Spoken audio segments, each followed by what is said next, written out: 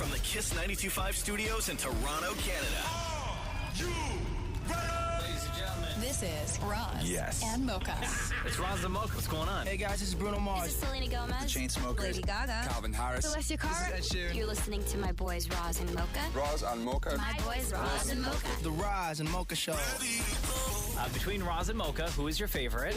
Mocha. You guys are so funny, man. Congratulations, Lisa! Wow! You just won $1,000. It's amazing. Y'all just made my entire morning. Keep it up. You guys are awesome, man. This is the Roz and Mocha Show podcast. So it came up on the show last week that Deepa has not tried. Deepa's done a lot of food videos, and if you go to her Instagram, she's got a ton of videos where she's just either making stuff herself or cruising around the city and just eating all this real bonkers, delicious looking stuff. And then the topic of Maurie's famous mac and cheese came up, and Mocha's tried Maurie's famous mac and cheese. I have. And Deepa has yet to try Maurie's famous mac and cheese. So we'd like Deepa. Maurie, like. It would be an honor because to have you do your Deepa food treatment with my mac and cheese. Right. Yeah. Right. To me, that makes sense. I don't know. I'm scared. There's scared. nothing to be scared about. It's mac and mac and cheese. cheese. Before we get into the ingredients and recipe, Maurie, run the mac and cheese into Deepa, please. What is this famous for? I feel like anything he does is famous for being gross. No. Like Maurie has, I believe he's oh my served. God. Thank you. So I believe we'll wait for Maurie to get back in before you open it. Don't open it yet. Maurie, Deepa was wondering what makes this famous. Like, have you made this for other people, like family, friends, anybody else? I grew up on this, and I've made it for my husband. You've made it for your husband. And this is something that you started making how long ago? I guess it would be like 25 years ago. 25 years. Wow, So this is Maurie. This is what you would call a family recipe. Because I was often left alone when my dad would go to the single bars. Right. So this when you were 25, you started making this. Right. So this is what. So Deepa, and when we try things on the show, and when you're out in the world, it is a full sort of forkful, okay? And then in order to get the full essence. Can I say one thing? Yes, Maurie. Deepa, I need the Tupperware back after. Okay, that's fine. Okay, we'll get to that. Fine, that's fine. Okay, so Deepa, if you want to remove the top of the Tupperware and just give it a smell, let us know what your first impressions of it are. Okay. This looks dry AF. That's okay. my first Give it a smell. Give it a smell. What is in this? I'll tell you. So this is Damnit Maurie's famous mac and cheese. Okay, it's of course, a half pot of boiling water. Then it's 1 box of Kraft macaroni and cheese dinner, a mini can of tuna, a thumb length of butter, a fistful of corn, 1 hard-boiled egg, 3 packages of ketchup, and a half a teaspoon of water. Based on the ingredients that Roz just read out, is that when you open the Tupperware, is that the smell that you got? Like, is there anything in that mac and cheese bowl right now that you could recognize based on what Roz just described? This just smells like plain tuna fish. It has no other... No egg. What's wrong with the smell of plain tuna fish? Oh, my God. I hate tuna fish. Okay, you get... Okay. Well, that's important to know. Yeah, okay. So anyway, down the hatch. Like how? Yeah, like you would on one of your Instagram videos. Like you would on one of your Instagram videos. Just like that. Yeah, perfect. Like Perfect. That's it. Yes, down the hatch. And we want your honest opinion on it. Okay? Okay. Okay, so that is a fork. That is a fork full. Good job, Deepa. What a gamer. Oh, look at that. No. So talk to us. What are you tasting? This tastes like fish. It's got How tuna much in it. tuna did you put in this? I can. But like, it doesn't taste like mac and cheese whatsoever. It's literally the fishiest thing I've ever eaten. More so than like a fish. Yeah, it's fishier than a fish. What about the egg? No nodes of egg? Did you not get any egg? No. Okay, you know what? I don't. Try different. Try another. Try a different get some section with some Tupperware. egg. Get some with some egg this time. Just one more. Okay. Yeah. Right? Okay. You this got is some fair. egg. I have yes. 2 pieces Oh, that's very of fair. egg. There you go. There you go. Perfect. Okay. Guys, this is not good. Who told you this was good? This is horrible. Why would you put eggs in?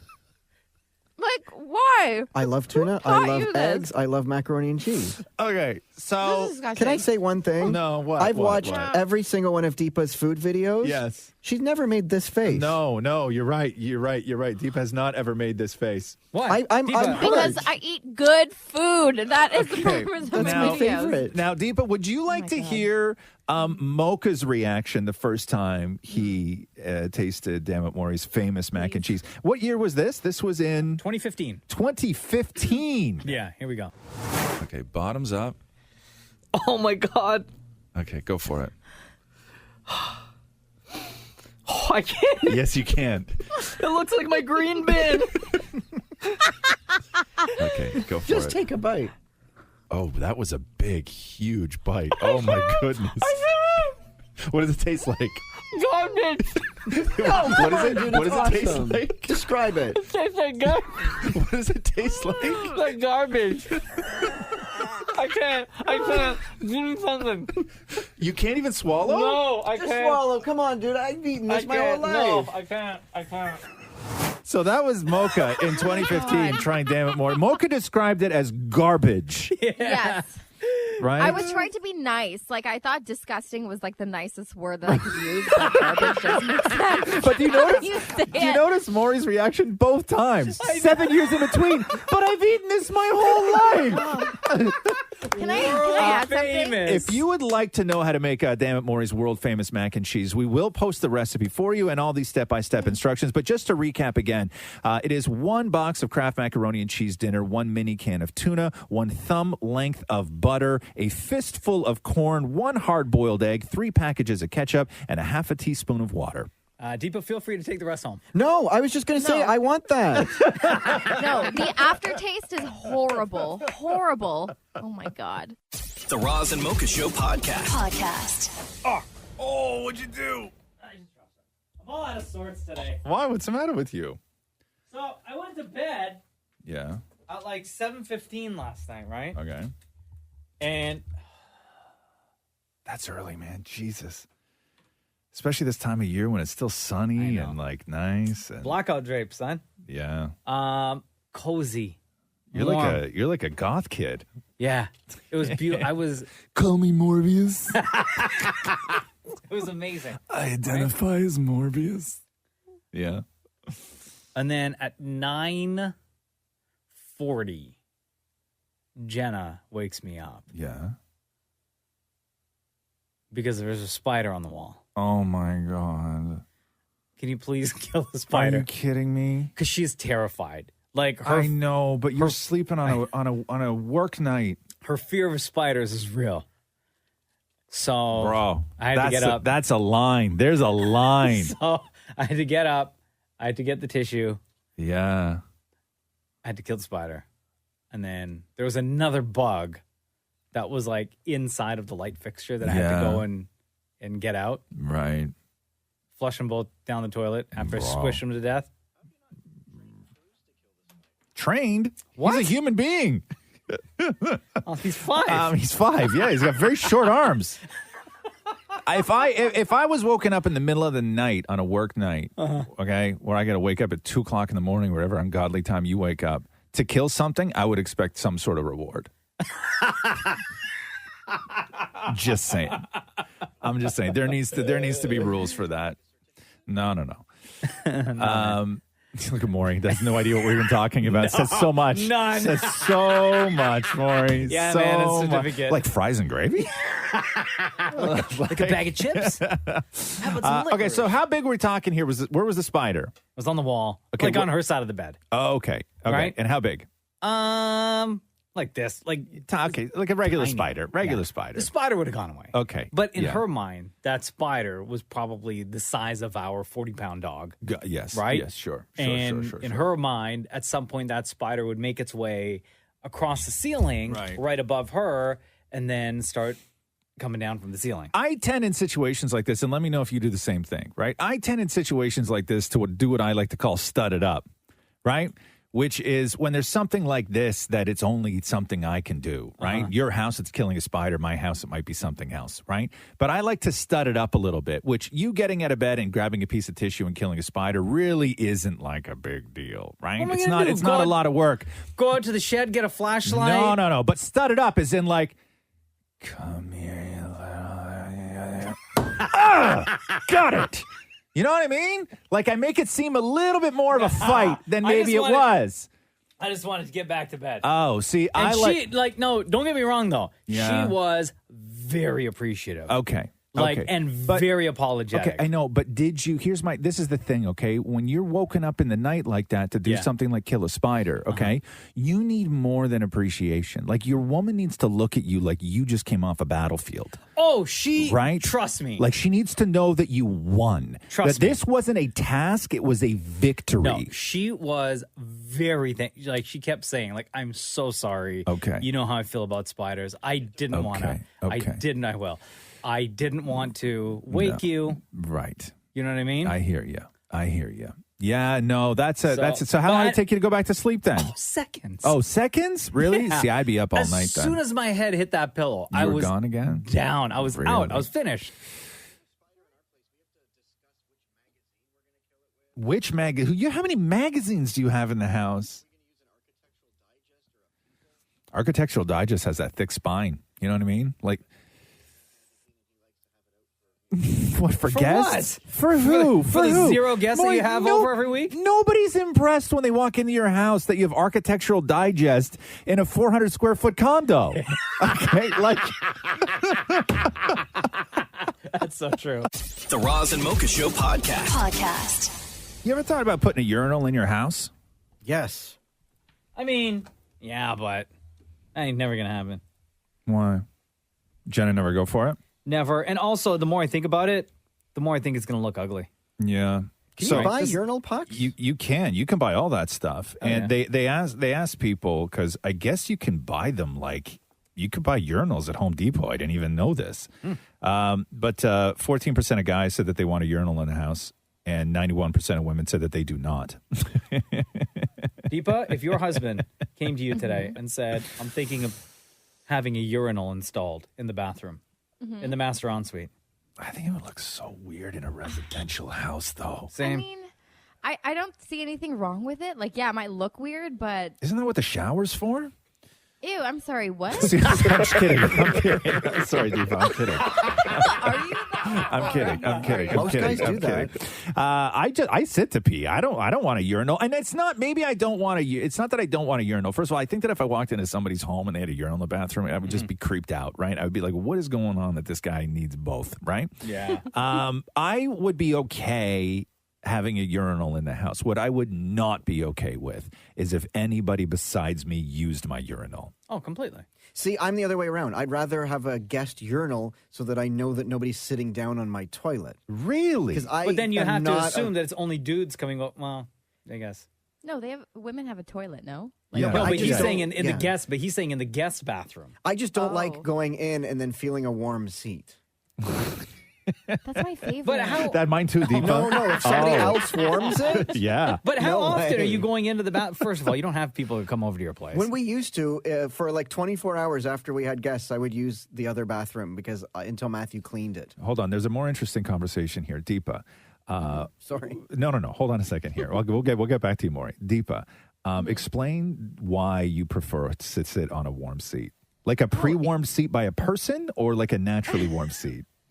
Either or is honestly okay.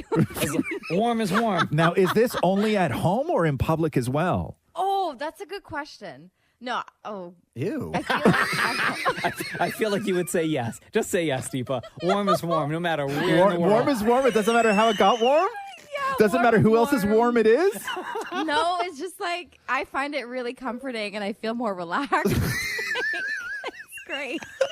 Okay, and so, Maury, this grosses you out sitting Deepa, on a warm would you- seat. my right? grandmother has one of Maury, those hold soft- on, Maury. So this grosses you out sitting on a warm seat. Especially my grandmother's where it's the cushion one. Oh, I love that one.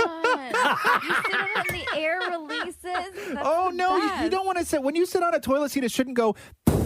I know. It's the best feeling. Right? Wow. No, I'm sort of with you, Deepa. If I know that Catherine has just left the bathroom, I will run in. Even if you don't have to go. Yeah, even if I don't have to go. Just take advantage of the warmth. You get a little bit of that warmth. It's like smelling the top of a baby's head. You know what I mean? It's like you sit down and you're like, oh. Nice. The Roz and Mocha Show podcast. I'm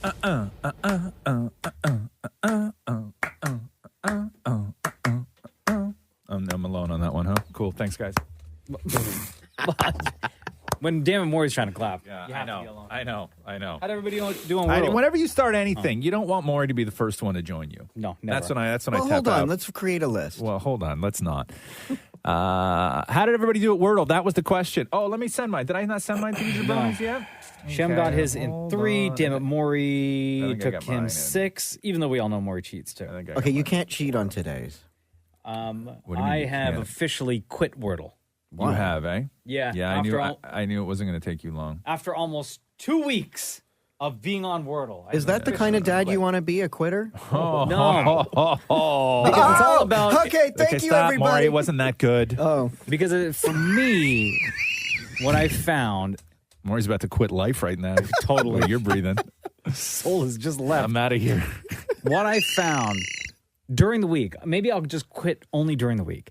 What I found is in the almost 2 weeks that I've been doing Wordle is that it takes every minute of my day from the time my eyes open is planned out. Gotcha. Right? Yep. Yep. So what I've been doing is as soon as I open my eyes, I grab my phone and I do my first attempt. Okay. But then if I don't get it, then I'm like, oh, crap. So then time starts to start, right? My timer starts going off, and I allot a certain amount of time to try and Wordle in bed. Yep. And then as I'm brushing my teeth, I will think of another word. And before I hop in the shower, I may do another attempt. And then when I'm in the shower... You put it down and go back. You revisit. And then I interesting. think about it while I'm in the shower. Like there was one day yeah. last week, I was pretty stumped.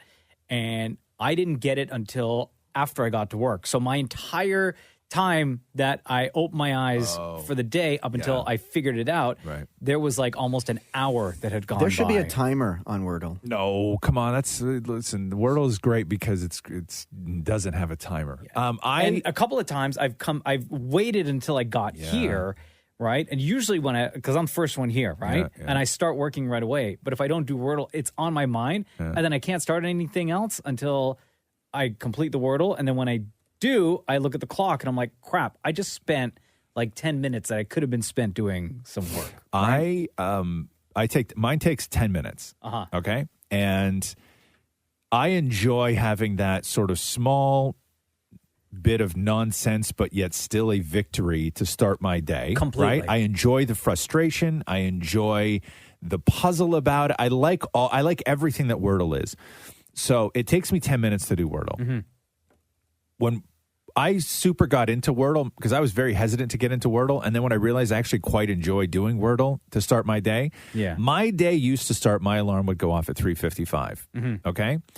When I decided to introduce Wordle into my life, because I was like you, where I didn't know where I was going to get that 10 minutes, because when you're waking up in the threes, 10 minutes is very hard to find. Completely. I will tell you now, my alarm now goes off at 3:45. Oh, no. Okay. And I get to work 10 minutes early, and I sit in my car in the parking garage for 10 minutes, and I do my Wordle, and then I come up. That's the thing that I didn't want to do. I didn't want to have to now allot Wordle time to my day, yes, right? I have budgeted Wordle time into my day. For me now, if I want to allot Wordle time to my day, yes, what time does your day start? My alarm will have to go off at 2:05 a.m. Right? That's if I want to participate in Wordle. I just do it on the toilet. Yeah. So I could wait. Wordle may only be like a weekend thing for me. Or it'll either be a weekend thing or after work. I also think that you should be allowed to buy extra lines. No. Like if you don't get it in 6, I should be able to pay for more. Farmville, Maury. Like, do you want another line? Do you want a seventh try? How many do you $2. need? There's only so many letters, right? I know, but sometimes you just don't get it. Yeah, that's right. And you get 6 shots to get it. Right, but I should pay for 8. No, you shouldn't need 8. yeah. That's the whole. Guaranteed. That's the whole thing. I feel looking at yesterday, right? You guys all got it. Yeah. And Maury, was it yesterday? I thought I accused Maury of cheating. Yeah. Yeah. It was yesterday. Because he did cheat. Yeah, you cheated, he man. cheated. There are sometimes I cheat. Yeah, I know. Oh, see? We all know. We all Whatever, know. dude. We all know. Okay, that but day. then It's allow me to Maury. admit when I it's not- don't. It's not. We didn't just uncover something. Maury admitting that he's cheating is like it's. Okay, for those that are just joining us. Yeah, if you've never heard the show before. No, we're talking about Wordle, not my life. Oh, okay. Okay, so yeah, there was the day that I said that you cheated. Admit right now. That was the day that you cheated. No, I right? didn't. Bro. What Wait, was hold it? on. Let me see. Yeah, it was. It was 2 days ago. You said you got it in 6. Your first attempt. What was the word? It was 2 days ago. It's not like anybody can go back and do it now. What was the word from 2 days ago? I don't know. He didn't submit the answer. Oh. What was it from 2 days ago? It was askew. Oh, yeah, from that was 2 a days ago. hard one. So, Damnit Maurie, on his first line, 2 letters that were yellow. So 2 letters in the word, not in the right spot. Gotcha. Same thing for lines 2 and 3. Right. Line 4, 3 letters, not in the same spot. Line 5, he got 1 green letter.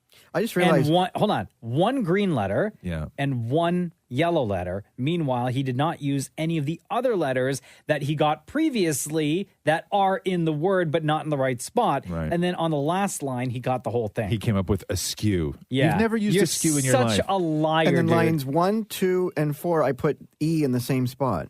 So that day, admit right now to everybody you cheated. Yeah, I did. Yeah. See? I can do it. The Roz and Mocha Show podcast.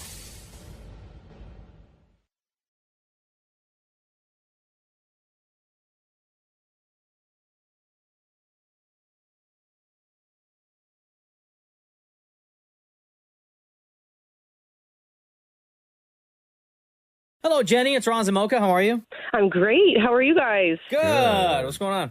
Awesome. So, well, firstly, I just want to say how much of a fan of the show I am. I love you guys so much. I have been listening since day one, so it's crazy to me that I am finally on the show and saying hello to you guys. Going on 13 years. Thank you very much 13 years, for your yes. support and your dedication after all this time. So- we appreciate you. Have you never wanted to be on? Have you never tried to be on? Have you tried and not been able to get on before? Why now? Well, why now is coming, but I never tried before. I mostly I was just kind of shy. I'm like, am I going to be super nervous talking to them? Gotcha. I would text the show here and there, but I am talking to you today for a reason. Yeah. So last week not last week. I guess it was the other week now. Roz announced the date of his book release. And I was listening. I rewatched it, I think, a trillion times that day. And I think I cried every single time. I was so happy. I was so proud. And just something from it stuck out to me a lot with just everything that was going on in my life. Mm-hmm. And so this past weekend I did something. Okay. And I actually reached out to Maurie. And what I had done, I went and got a tattoo. Oh, damn. What did you write? Do you need your readers, Roz? I do. Hold on. I need my glasses. Jenny, hold on. You can't see it. I can see it crystal clear. Stop it. I could have read this seconds ago, but... Oh, man. By the way, while Roz gets his readers, A Little Bit Broken is the name of the memoir that comes out on September 27th. You can pre-order at rosweston.com. Wow. Okay, so what you have tattooed on the back of your forearm are the words, it never gets better, but it does get easier, which is the first line of my book. Yes. This is beautiful. That's the line that starts everything. Oh, yes. my God. And that just meant so much to me. And, so that was what I decided to put on me forever. Oh, Jesus. Dog, and it's a beautiful tattoo as well. Yeah. And Thank you. I don't even know what to say right now. I really don't. I will say this to you though, Jenny. Okay, is one, I'm unbelievably touched and so incredibly moved right now, and this means the world to me. I will say this: if that one line stuck with you, right, which is the first line of my book, that's how it starts off. If that line stuck for you, this book will mean the world to you. And I can guarantee you that if you identified with that sort of one line or saw yourselves in any of the little bits that I did read from the book when we announced it, I wrote this for you. I really did. And this is like, it's crushing and it's beautiful and it's heartbreaking. And when you spend so much of your life doing something, and I didn't do this for me. No, I didn't do this. I didn't write this book for me. I didn't write this book for sales. I wrote this book for you guys. And slowly along this journey, I've started to hear from people that even the little tiny bits that they know has resonated with them and they saw themselves in it. And that's the only thing that I cared about when I was working on this. That was my only motivation while working on this. And so I got to tell you, this is just so beautiful. Thank you so much. That's amazing. Jen, No, thank you guys. I just took that photo. I saved it to my camera roll, by the way. Yeah, that really is beautiful. Thank you for reaching out. Thank you for, as I said before, your dedication to the show for the past 13 years now. We love you for it, and we can't thank you enough. Thanks, and I love you guys too so much. Obviously, I don't have to tell you who my favorite is. Well, nobody asked. Wow. But Mocha, my daughter. Get that as your next tat. Nobody asked. Nobody asked. That was for you, Mocha. But Mocha, real quick, my 7-year-old daughter, because all I do is listen to you. You're her favorite. And we go off in the car where I'm like, Roz is my favorite. She goes, no, Mocha's my favorite. And every time you laugh, she's like, that's Mocha. Oh, that's so sweet. That one counts. Thanks, by the way. Thank you. Exactly. Thank you so much, Jenny. Thanks, Jenny. So much. All right. Have a good day. Okay. God, man. Yes, you too. The Roz and Mocha Show podcast. Left my boots outside. Your boots? Yeah. I was Where doing outside? yard work yesterday. I just left them by the back door. Oh. So if the raccoons don't have them, the rain's going to get them. So then new boots? Man. Or you just leave them, let them like air dry? You ever seen the boots I wear? There is still in my truck right now, underneath my gas pedal, the heel off the last set of boots that I wore until they fell apart. Under the gas pedal? Like it's on the floor mat. Yeah. Oh. Yeah. You can just reach down and grab it. I could. Yeah. I could. How long has it been there? About a month. Yeah, you can just reach down and get it. You very easily, too. Yeah. And you see it every day. Every day. And sometimes you hear it rolling around. And sometimes I put my foot on it, and then I just kick it out of the way off to the other side. Well, you could just easily pick it up. I know, and I don't know why. It's one of those things, like now that's its home. Yeah. But Right? like when you notice it, do you say to yourself like, okay, when I stop, my next stop, and I have to get out, I'm going to grab that and toss it. No, what I notice is I'm like, man, I kicked it over there. How did it get all the way over there? That's what I notice. Yeah. I'm curious now. Like I'm curious. So now it's a game. Now it's a game. But no, I rarely. I don't do any. It's where it lives now. It's fine. But yeah. So no, I've lost either a pair of boots to the raccoons or I've lost a pair of boots to the rain. Do the raccoons come and take? The raccoons, we unpacked the patio furniture yesterday. So I take everything before the winter starts. Yeah. And I put a giant tarp on the ground. Okay. Yeah. And then I put the table, the chairs, all the other sort of little things on top of the table. And then I wrap the bottom of the tarp up around the top. Yeah. And then I take another tarp and I put that around. I put it on top and I wrap it all the way around the bottom. And then I bungee everything. Secure. Right? Secure. Yeah. Catherine was unpacking it yesterday, and I was looking at her from the living room, and she's in the backyard, and she starts like screaming and then covers her mouth. Mm-hmm. And I was like, oh my God, what the hell happened? So wait, so you're standing inside after telling us how you secure the patio furniture. You're standing inside watching your girl unwrap everything? Yeah. Just watching? I packed it, right? Yeah. I packed so it in you the know, fall. like, babe, let me come and help you. Yeah, I was on my way. Yeah, right? I mean, she's but keen. then you just stop to look. Yeah, she's keen, right? You know what I mean? She doesn't wait. She doesn't need to wait for me. So she starts screaming and covers her mouth. And then I was like, what's the matter? And she goes, feathers. And I go, what? And she goes, hair. And I go, what? And she goes, poo. And I'm like, okay. So I don't know what went on in this perfect package that I built for all the patio furniture last year. But you unfolded it all. And I guess like maybe a bird got up in there somehow inside and couldn't get out. Sneaky. And then something else went inside and ate the bird. Got him. And so there was feathers like everywhere. Yeah. Like big feathers everywhere. And then whatever got in there and ate the bird got full, decided to take a nap, and then found itself a toilet, and then was like, you know what? I really like this place. it's and then warm. And, It's that, secure. and that's where it hung out for There's 4 no months. leaks. And that's where it hung out for 4 months. Right? They always find a way. It was awful. It was such a scene. And as I unfolded the rest of this tarp, the smell, like everything just hit you. Like spring is awful. Right? Winter is like, I wish we didn't have to do anything like this, right? Anyway, so I didn't even get to what I wanted to say was I put my boots outside yesterday and I didn't even put them on. I wore flip-flops the whole time. Yeah. So I ruined a pair of boots for nothing. But you gave a raccoon a home. I feel bad for the bird. Right? I do. Bird brain. The Roz and Mocha Show podcast. Hey, did you see Lizzo on stage with Harry Styles at Coachella? I did not. I missed everything Coachella this weekend, so please, dish. I mean, it was Lizzo on stage with Harry Styles, but they do. What did they do? They did I Will Survive. Is that what it was, more? That's right. Yeah.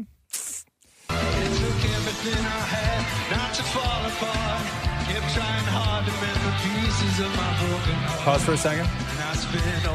More, you don't seem into this. Oh, because I'm waiting for Lizzo to come in. But you don't seem into Harry Styles.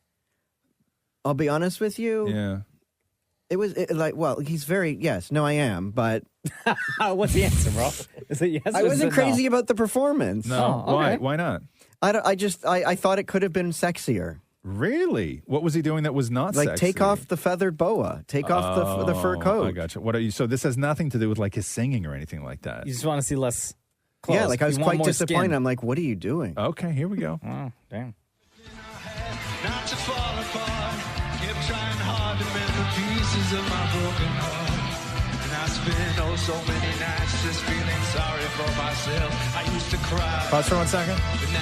More, you look so bored. I figured that you were going to love this, Maury. I'm waiting for Lizzo. Is this not like an anthem, though? It like, are you is. not like? Do you not have some sort of No, but connection listen to to this him.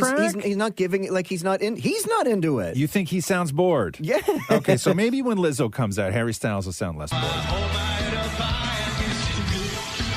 Nobody knew I'm not that chained up little person still in love. Like, Maury's still like slowly swaying No. back and forth, right? No. Just a little bit. Not even. Okay, wait for him. Saving all my loving for someone who's loving me. Go on back. There we go. Walk out the door. Just turn around now. 'Cause you're not welcome anymore. Aren't you the one who tried to break me with your body? You think I crumble? You think I lay down and die? Oh, no, not I. I will survive. Oh, as long as I know my love, I know I stay alive. I got all my life. Like, stop for a second. I got all my love to give. It sounds like he's like not wanting to do karaoke.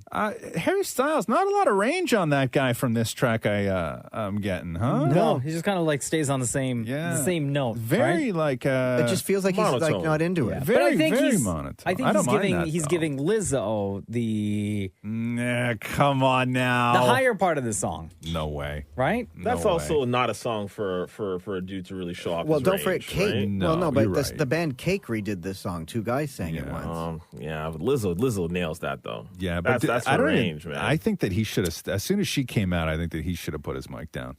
Well, then it's not a duet. Just let her do her thing. Yeah, because I don't Yeah. think I don't think the way that I don't think his style. I think that his style, if he did the whole thing alone, sort of in that loungy kind of monotone way, I think that it's fine. But I think that when you do bring out somebody like Lizzo, I think that when she's going to sit and wail, I think that you need to give her the space to wail and not continue on with your sort of monotone, disinterested version of it. Do you think when Harry Styles asked Lizzo to perform this song, or even last week when he teamed up with Shania Twain, how far in advance to these Coachella performances did the two of them, did they get together to practice? They probably didn't even rehearse. They didn't I don't at think, all. I don't think that these guys They rehearsed just, for this. like, no. Harry Styles just reached out to them and said, hey, we Yeah. want to sing Yeah. this particular song. I know my part. Sure. Here's what your part's going to be.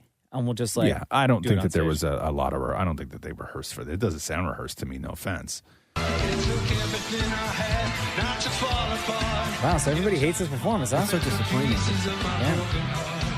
I wish it never happened. Wow, really? Wow. I don't mind it. I don't Damn. mind it. I just think it's like, I don't mind his style. I'm just saying that it's like karaoke, right? Yeah, but like, sure. but like fun karaoke. No, but it just sounds like, if it's like karaoke, it so sounds like Harry mad. Styles was like, come on up on stage. He's like, no, I'm good. No, come on. He's like, fine. Wow, you're such a hater. Wow. You think Lizzo didn't even want to be there? No, Lizzo did. Oh, you And I mean think him. afterwards, backstage, she was Oh, like, yeah, dude, yeah, you brought me down. Like, Oh, we're like giving it. he sounds like the guy at karaoke who gets coaxed into going up Yeah. and doing karaoke that didn't want to do karaoke, right? He's like, fine, okay, fine. One Right. song. Right. But I'm only doing it if you come and do it with me. Right. Yeah. The Roz and Mocha Show podcast. Hey, how's it going? Good, buddy. How are you? Good. I just wanted to agree with Maury. I mean, Harry Styles, it sounded like he was shower singing.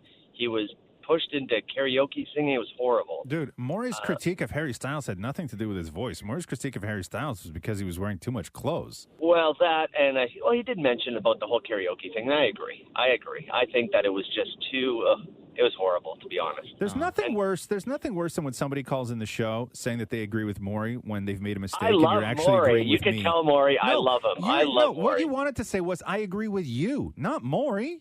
No, Maury. I love Maury. Maury needs more. I love Maury. I love Maury too, but Maury didn't say the things you're accusing okay, him guys, of settle saying. down. Settle down. Too much love. I love it. Maury, you're awesome. You don't get enough props, and you are awesome. I did say, though, that he sounded like he was, coaxed onto stage. Thank to sing you. karaoke. Yeah, Maury, after I had done a whole giant karaoke thing. After me. No, oh my After God. you. No, I agree, Maury. No. Good job. Have a great no, day, guys. I no, love you, Maury. I don't want to talk to you anymore. Later, dude. The Roz and Mocha Show podcast. Roz and Mocha's Fix My Life. What advice can you guys give me? Okay, so my question is. Got a problem you can't fix? Roz and Mocha got you. Welcome to Roz and Mocha's FML. Steve, why are you reaching out to us? So, guys, I just want a crap ton of money, and I don't know what to do. Can I get some free advice? So you wrote I know. He threw in free advice. Yeah, you wrote us this. Roz and Mocha, fix my life. I need your help. I am one of 4 Max Million winners from 2 days ago. My girlfriend and I want to buy a house, but it will be chaos once our family finds out we won any kind of money. So tell us, first of all, congratulations. Hey. $1 million, huh? Yeah, it's not bad, right? You guys must have freaked out when you found out. I couldn't breathe. I thought it was a mistake. And, because, yeah. I got a free play as well. I got a free Oh, yeah. play. Okay. Oh, congratulations on the free play. Yeah. That's All right. $1 million in the free play. Stop showing off. Yeah. Nice flex. Okay. So you want to buy a house, right? Yeah. What is your current living situation right now? Just renting. You're renting. And it's you, your wife, any kids? 2 kids, yeah. 2 Okay. kids. So because you are now a millionaire in the market of buying a house, let's bring on, we got Scott McGilvery on with us from HGTV as well to sort of help you out with this. Hey, Scott. Welcome to the Roz and Mocha Show. Welcome back, buddy. How are you? Good. How are you? Good, man. So Scott meets Steve. Steve meets Scott. Steve is a new millionaire in the market for a new home. Scott, you, of course, are a current millionaire who owns many homes. Yeah. So we couldn't think of a better person to bring on and help him out with this. So Steve and his girlfriend, they got 2 kids. They just won $1 million, and they're looking to buy a house. How much should they spend? What's your advice immediately out of the gate, Scott? Yeah, that's well. First of all, congratulations. That's awesome news.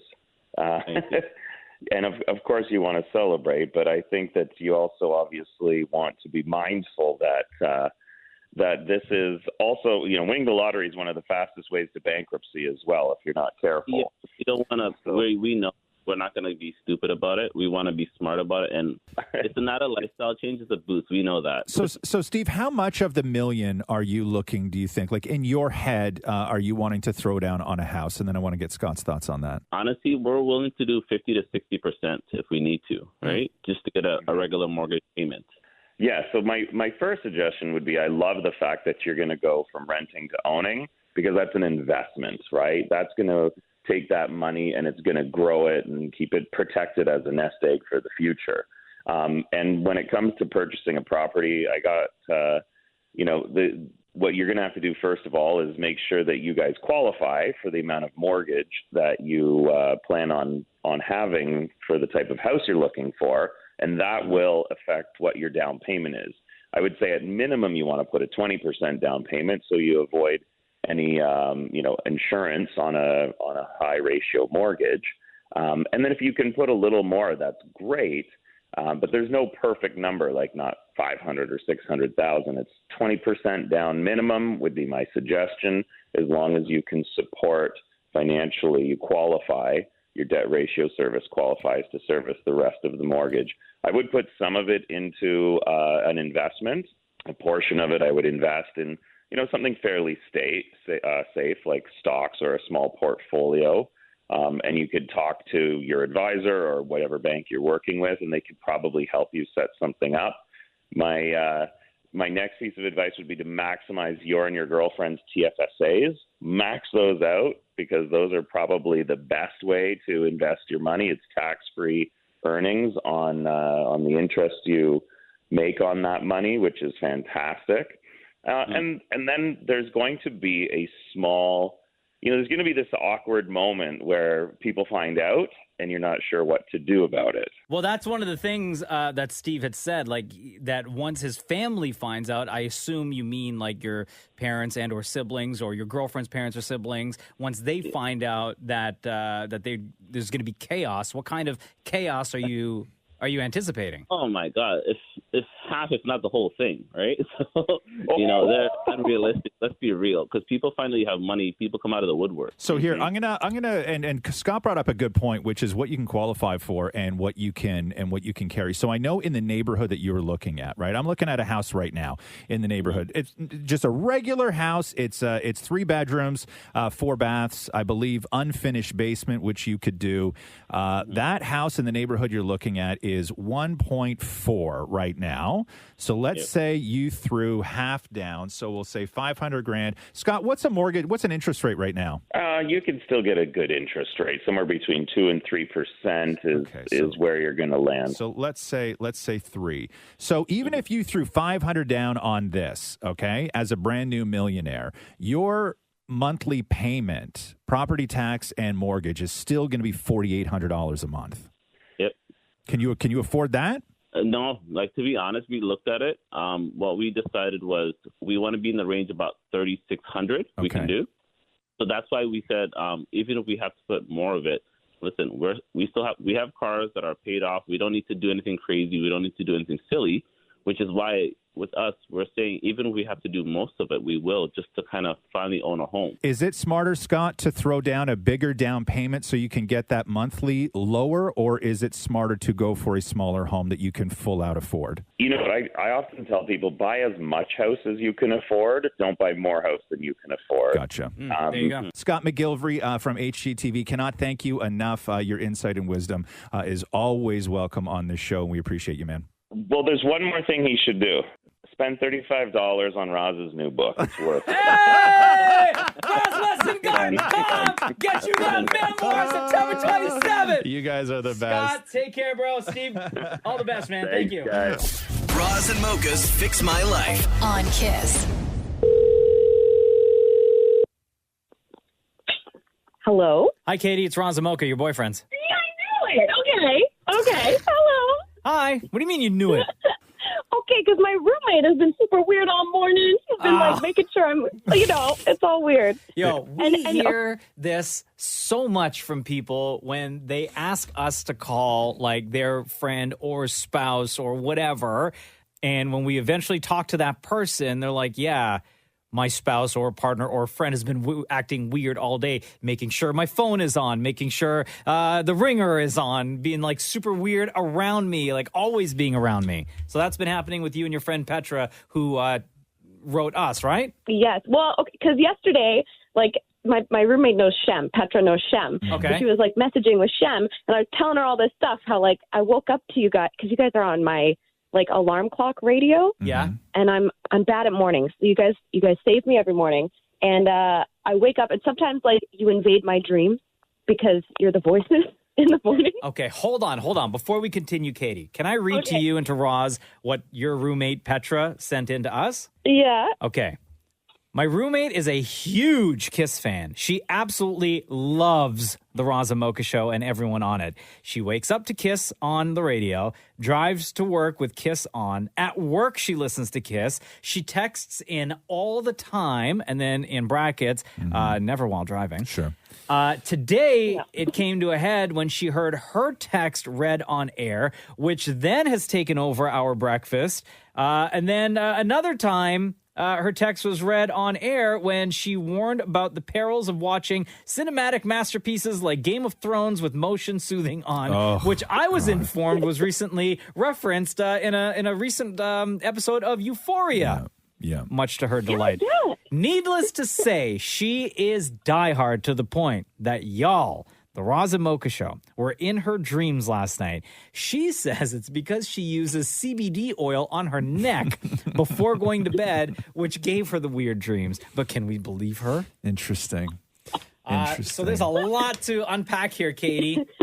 So why CBD oil on your neck? No, you know what? My work, I'm like leaning over all the time. My neck gets strained. When I go to sleep at night, sometimes I put a little on.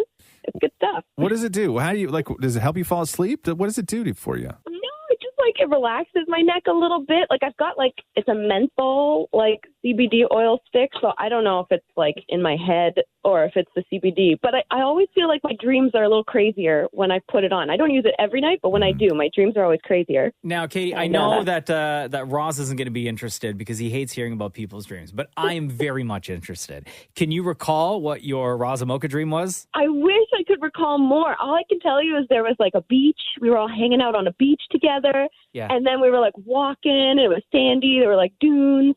And then we were all hanging out in this cottage with a big window. And you guys were filming the show or recording the show. And I was just there observing. And I think that's where the radio invaded my dream because I was listening to you guys. What was I wearing? See you in the dream. I don't know, but it was smooth and cool.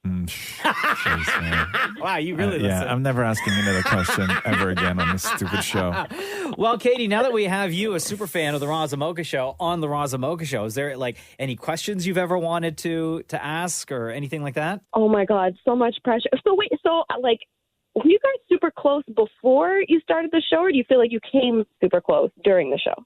During the show. During the show. I'll tell you this, Katie. At one point in history, Roz and I both worked at this radio station at KISS at the exact same time, just on different shows. And I can remember passing Roz in the hallway when he would be leaving for the day and I would be coming in for the day. Mm-hmm. Roz has zero recollection of that whatsoever. Really? None. No.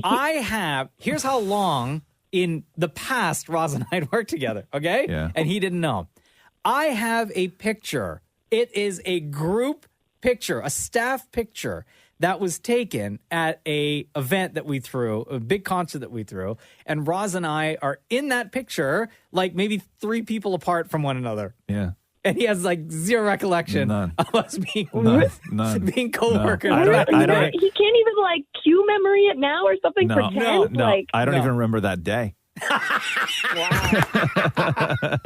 You know what? Roz is just a busy guy. He's got a lot going on. Thank you. I get it. Nice excuse. Thank you. Well, Katie, we cannot thank you enough for being such a big part of our show and for the amount of time that you spend listening to KISS and your devotion and dedication to us. We love you for it. You are definitely, you're the person that we do this show for. And yeah, we love you so much. We can't thank you enough. Guys, that means so much. It's so nice that you called. Thank you. I love you guys. Before we let you go, though, Katie, between Roz and Mocha, who is your favorite? As I'm sure you've thought of this and you've had conversations with your roommate Petra about this in the past. You know what's funny? I totally have. And when I was suspicious, I was like, I'm not telling you ahead of time. You're not going to find out who's my favorite. So, okay. So it's changed over the years because I feel like the early days, it was Mocha because of the laugh. And then slowly it became Roz. It's now currently Roz. Currently? Currently, look, it's always up for debate. You got to keep your stature. Stop it. What? I got to work for it? Mocha never has to work for it. That's what she said. No, Mocha's the easy Mocha's the easy right? I like Mocha. Okay, but Roz, you won me over the time. You got a Anthony Bourdain, like wisdom beyond your years kind of thing going on. I like it. Did you just call me young? Yeah. Thank you, girl. Yeah, you got that young heart. Okay, I we're feel we're gonna call you back tomorrow. Love it. I'm here. I'll be listening. Katie, we can't thank you enough, and thank you for being a part of our lives and our show, and thank you for spending so much of your time with us. Thank you so much. You guys make my day. The Roz and Mocha Show podcast. So we know here on the Roz and Mocha Show, Damnit Maurie, Shem, and Deepa all believe in ghosts. You and I, Roz, we do not. Fair I've enough. seen one. What? Damnit Maurie claims he's seen one. Damnit Maurie also claims to speak to his dead grandfather. He's booked guests for your show. No, you have. Deepa, countless stories of ghost encounters. Yes. Weird things happening, even in the home that she lives in right now. And of course, with her husband. Deepa's proof for anything ghosts or paranormal related is just simply because. Deepa also common knowledge had a priest come over and perform like a 3-hour ritual when you guys moved into your home, right? Because some weird stuff was happening. Yep. But that's only if you want to get rid of the ghosts. If you want them there, don't do that. Good tip. How much did you pay that guy, Deepa? Sorry, no. Because it was from a church. It was a donation. What was your donation amount? $200. Yeah. Okay. Okay. So Yeah, listen to not this. bad. Okay. And Deepa's gonna love this story. Roz, you and I. I mean, listen, we're not ghost believers. Right? Elementary school students in South Africa were left shaken after allegedly being attacked by an aggressive apparition resembling, quote, a short granny-like figure with dreadlocks. Oh, no. It caused hysteria throughout the school that officials then had to cancel class for the rest of the day. According to local newspapers, the grandmother-like ghost was only visible to the students that it supposedly proceeded to slap. The students were eventually able to keep the alleged spirit at bay by throwing salt at it. They assaulted it?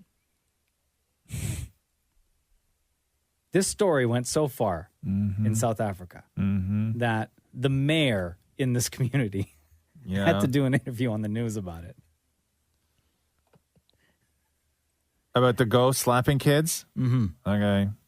Hold on, I have Kids will do anything to get out of class, huh? Right? Thank you. No. What's happening and what's the situation currently? Well, at the moment, it seems like the kids saw an old lady in one of the classrooms, and either this old lady chased them or she just disappeared. And so there's a bit of uncertainty as to what this woman was doing, if she existed. So they're busy looking into that. And I believe the headmaster said he'll have a prayer session to bless the school as well and arrange for that to happen. All right. So for now, I don't know if they're going to continue in school. It seems like a lot of parents have come to fetch their children, although some of the children are still here. Okay, so they canceled school because 3 kids lied. Rightfully so. Right. No, they didn't lie. Deepa, there's no way you can believe lie. this story. These kids lied just so they can get out of class. Come on, Deepa. No, Even as being a big of a ghost believer that you are, right? You can't look at this story or hear this story or hear this mayor in this community in South Africa and think that these kids, children at an elementary school, right, truly saw a ghost. Like, you have to know that they made that up just so they can get out of school. They did not. They did not. I've been saying this on the show for I don't even know how long. Kids have the ability to see things that adults can't. And let me tell you, I had a similar experience in elementary school. We got slapped by a ghost? No, I didn't. Somebody else got slapped by a ghost. Oh. It was like, I think the 4th grade, there was 2 new girls who had moved to the school. And they told all of the 4th graders that they were afraid because there was this ghost who followed them from their house to the school, and she was always watching them. And when the parents left from home, this ghost would slap the little sister, so they were afraid of this thing. And they'd come to school, and I started like a ghost hunting group in the 4th grade. And At lunchtime, we'd stake out. We'd hide on a hill, and the girls would be like, "Oh my God, it's behind the tree!" And we'd spend half an hour just waiting to ambush it. And all the fourth graders got in so much trouble. There was like a meeting with all the teachers, and they're like, "This is nonsense. You guys are scaring everybody else. Please stop this." And the poor girls are crying. They're like, "We're not lying. Like, this is for real." And I was the only one that supported them. You so. got trolled hard by a girl who had you running through the forest chasing ghosts, who also slaps her little sister around. No. Guys, Yes. This is like this why and this that age? no. This stuff only happens in places where people believe this kind of stuff, like a mayor of a town. You've seen those videos that have been going around lately where people are in bed and they say that a ghost comes into the night and has sex with them, and then these people it's on video, it's on like security camera. Sorry, Deepa, is this ridiculous? A little bit. This is now nuts, right? Where these people. Meanwhile, you're telling a story. 7-year-old Deepa trying to catch a ghost behind a tree. Okay, so there's all these videos, security camera footage in a bedroom, right? And the most recent one is a couple in bed, okay? And then apparently a ghost comes in and gets busy with the lady in the bed, and her body is like moving around and flying up and down. She's clearly doing it herself. And then the ghost leaves her alone and then goes over to the husband and starts doing stuff with the husband. And then they both quote unquote wake up and they're like, in what confusion, and then they're like all freaked out and scared. This stuff only happens in places in the world where people believe this stuff. Okay, nobody should believe this kind of thing. Nobody in their right mind should believe this kind of thing. Look, Deepa is so convinced that this is still happening. And why, Deepa? It's Why real. are It's you true. convinced? Because Thank you. common knowledge. Because. The Roz and Mocha Show podcast.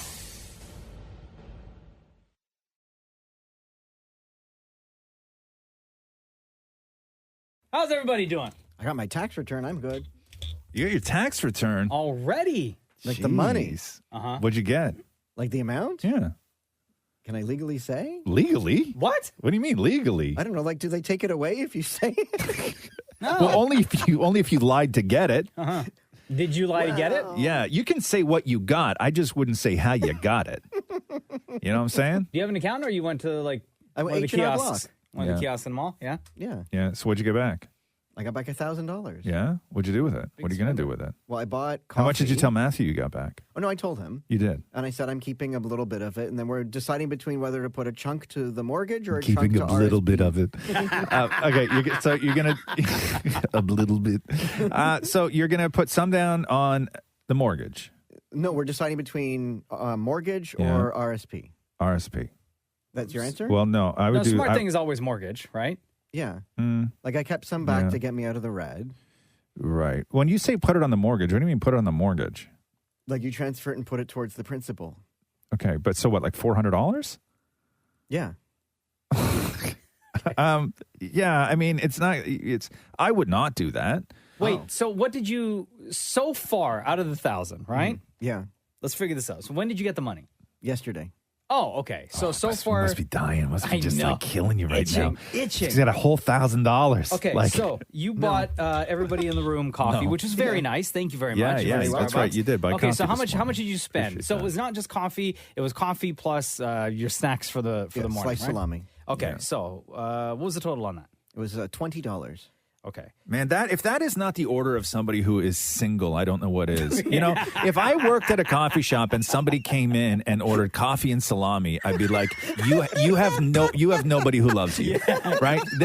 You are not concerned about anything At this right time now. of the day, Yes. you have coffee and salami. Yeah, you are, because you are going to smell like that, and nobody. And the weird thing about ordering coffee and salami is that it is never your first time, right? Nobody ever goes in. This is something you try privately, and then you bring it out into the world, I right? don't know, So man. they Your know. order, it makes it sound like you hang out with the Trailer Park Boys all the time. They know when you're ordering coffee and salami that this is something you do frequently, and and I know that they know that you have not kissed in a very long time. you are Ricky from Trailer Park Boys. You know, Okay. if you were TikTok, it would be like, show me you've never Frenched without showing me you've never Frenched, and it would be Maury's coffee and salami order.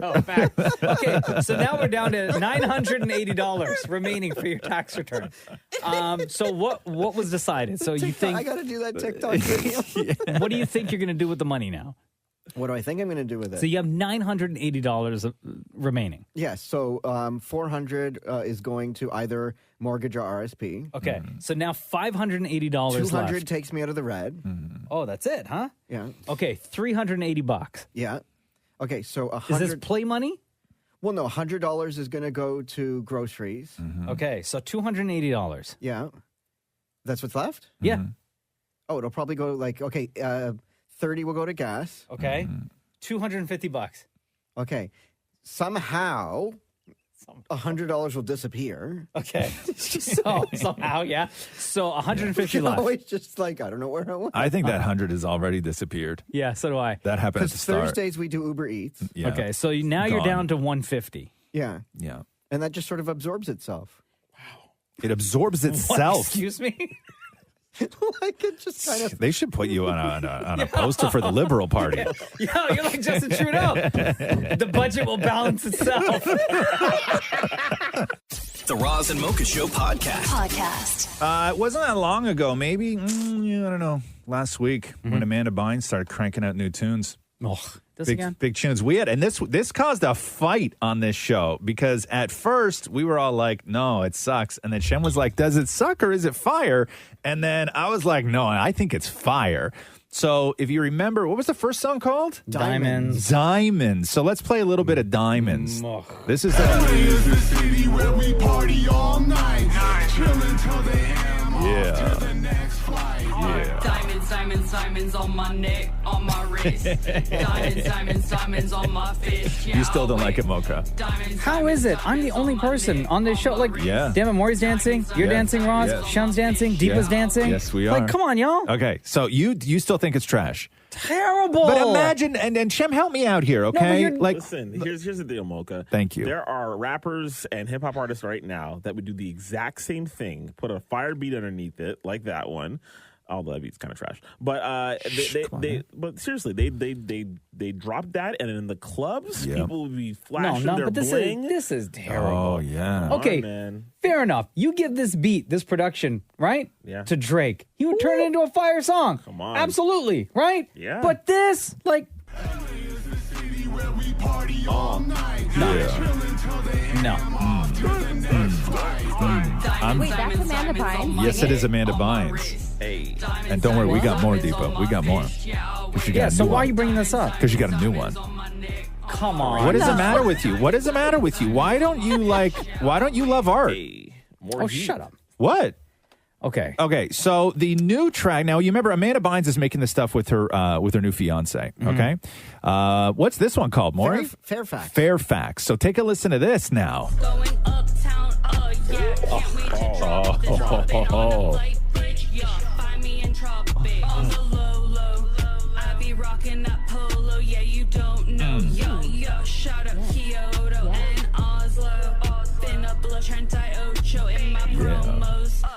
I flex in Manolos. All these hitters can't see me now. I'm Amanda and it's going down. Right? I'm Amanda and it's going down. Rocking that polo. So come with me and my sound.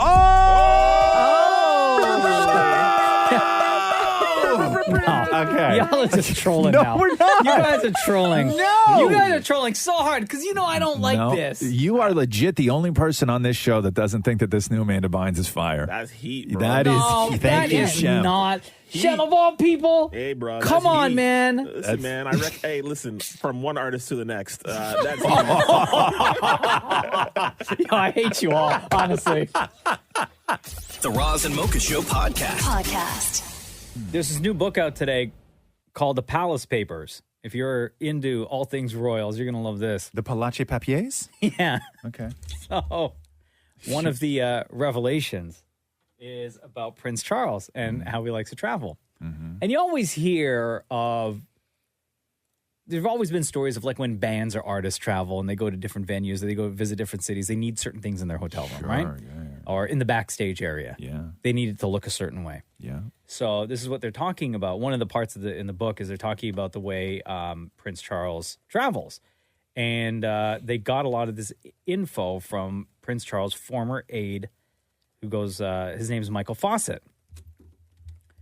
And this is anywhere he travels, even if he's staying with like a friend, right? Mm-hmm. Staying at their home.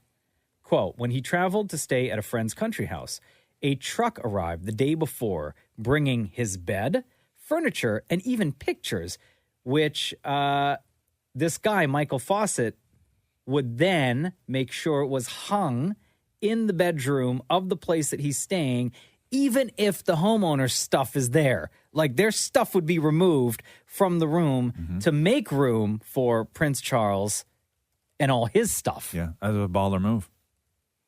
But the bed? Yeah. This, by the way, is the same guy. The guy that provided this info, Michael Fawcett, is the same guy who allegedly is the person who would put the toothpaste on Prince Charles' toothbrush. Yeah, man. Baller move. Baller move. Come on. Baller move. I invite but when you. that's all you know. But when that's all you know. But I invite you to my house for a couple of days. Yeah. Right? Yeah. Don't take the pictures off my wall to put up pictures that you like. Okay, but listen, you're not like, you think that he's going to some pedestrian's house? No. You think he's having a sleepover? Like he's going to go, like still, it's one rich guy. He's going to stay at the next rich guy's place. No, but he's on official business, right? No. And he's, No. yes. Don't take yes. a picture of my family off the wall. No. Go It's put not up up a to picture you. of a beautiful horse. It's not up to you. That you like. It's not up to you. I'm paying you to use that room. The bed thing makes sense because then somebody might sell it later going, Prince Charles slept on this. Right. He's going to take it back with him. He's not going to Yes. leave it in their house. No, that's what I mean. Like he's going to bring his own bed so that you don't sell a bed he slept in. Right. Yeah. He doesn't want to sleep in your bed. He has no interest in your bed. Prince Charles alleged also would also stipulate his menu preferences beforehand. Sure. Yes. This is normal for them, right? And I'm no royal defender by any stretch. Sounds like right? you are. I'm really not. I'm just saying that when this is all you know, it just goes to the ridiculousness of everything in that whole organization. When this is all you know, right? When somebody else putting toothpaste on your toothbrush for you isn't weird, right? You are so used to that you can't do anything else. Do they pre-wet the toothpaste or just put it on dry? That's a really good point. I would say, first of all, don't ever use pre-wet ever again, Maury. Like, find a different way to say that, okay? Like, do they run it under the tap, whatever? Don't say pre-wet something that I'm then going to put in my mouth. No. Okay? I think it goes on dry before. You think so? No, but does Charles then wet it or does the guy wet it? I think the guy wets it for him. Yeah. Yeah, you think so. Now, does he stand there? Yes. Or does he leave while Charles is... No, I think he stands there and then Yes. hands Charles the toothbrush, Right. steps out of the room. Okay, Prince Charles privacy. brushes his teeth. So, excuse me. Does his thing. Privacy. Yes. And when Prince Charles is finished, the gentleman walks back into the bathroom. Prince Charles then hands the toothbrush back to this Right. guy, Michael he Fawcett. gets it all cleaned up His and personal put aide. away and everything else, right? Understood. Yeah, I get that. I get that. It's a Apparently, great life. Prince Charles would also travel with, his official people. Sure. And one of those people, before entering a room, let's say if there's a dinner party or whatever, social gathering, this gentleman will have pre-mixed a martini for Charles, give that martini then to the person serving the drink, who will then serve it to Prince Charles. Yes, because you don't want to be poisoned. Oh, by the way, Prince Charles also brings his own glass for that drink. Yes, poisoning. It's a real thing. It happens. Probably brings his own cutlery too. Right? Yes. I Probably. I would would bring assume so. I would bring all of that. This is just ridiculous. All of that. So- It's not ridiculous. It's not ridiculous. You think that Drake's life is much different than this? Drake does. There was that famous photo of somebody who was tying his Air Force Ones. Right? Baller move. I met years ago I interviewed Diddy, okay? Yeah. Yeah, Drake's got a guy on the payroll that ties his shoes for him, okay? You ever see that picture, Deepa?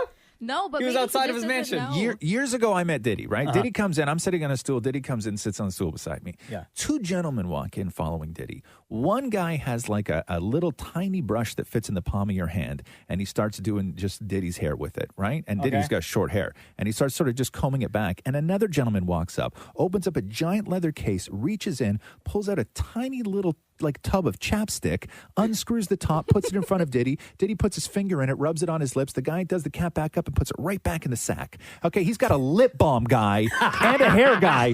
Those two guys are not the same guy. That's two jobs. No, that could be one job, Thank sir. you. The Roz and Mocha Show podcast.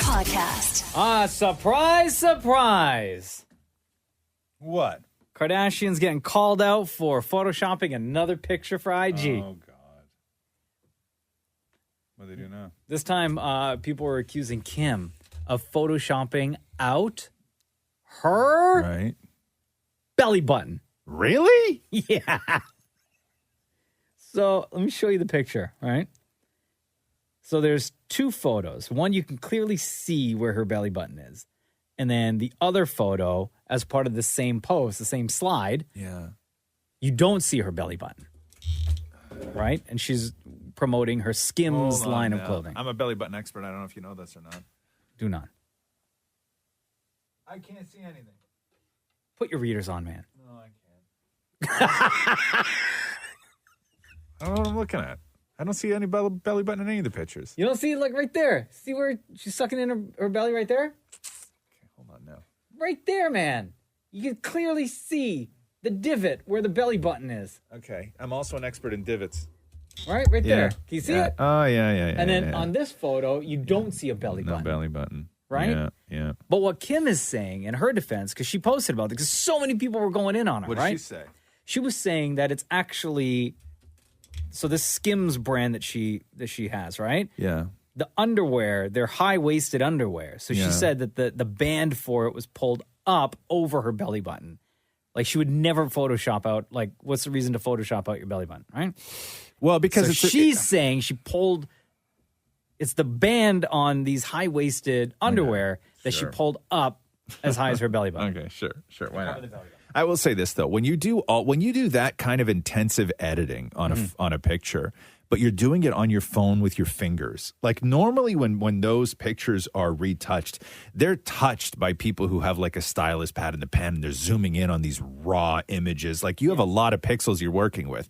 When you're on the fly and you're doing this stuff with an app and your thumbs, you tend to miss things like, "Hey, where'd my belly button go?" Sure. Right? Like mistakes happen, and then you see them all the time. Yeah.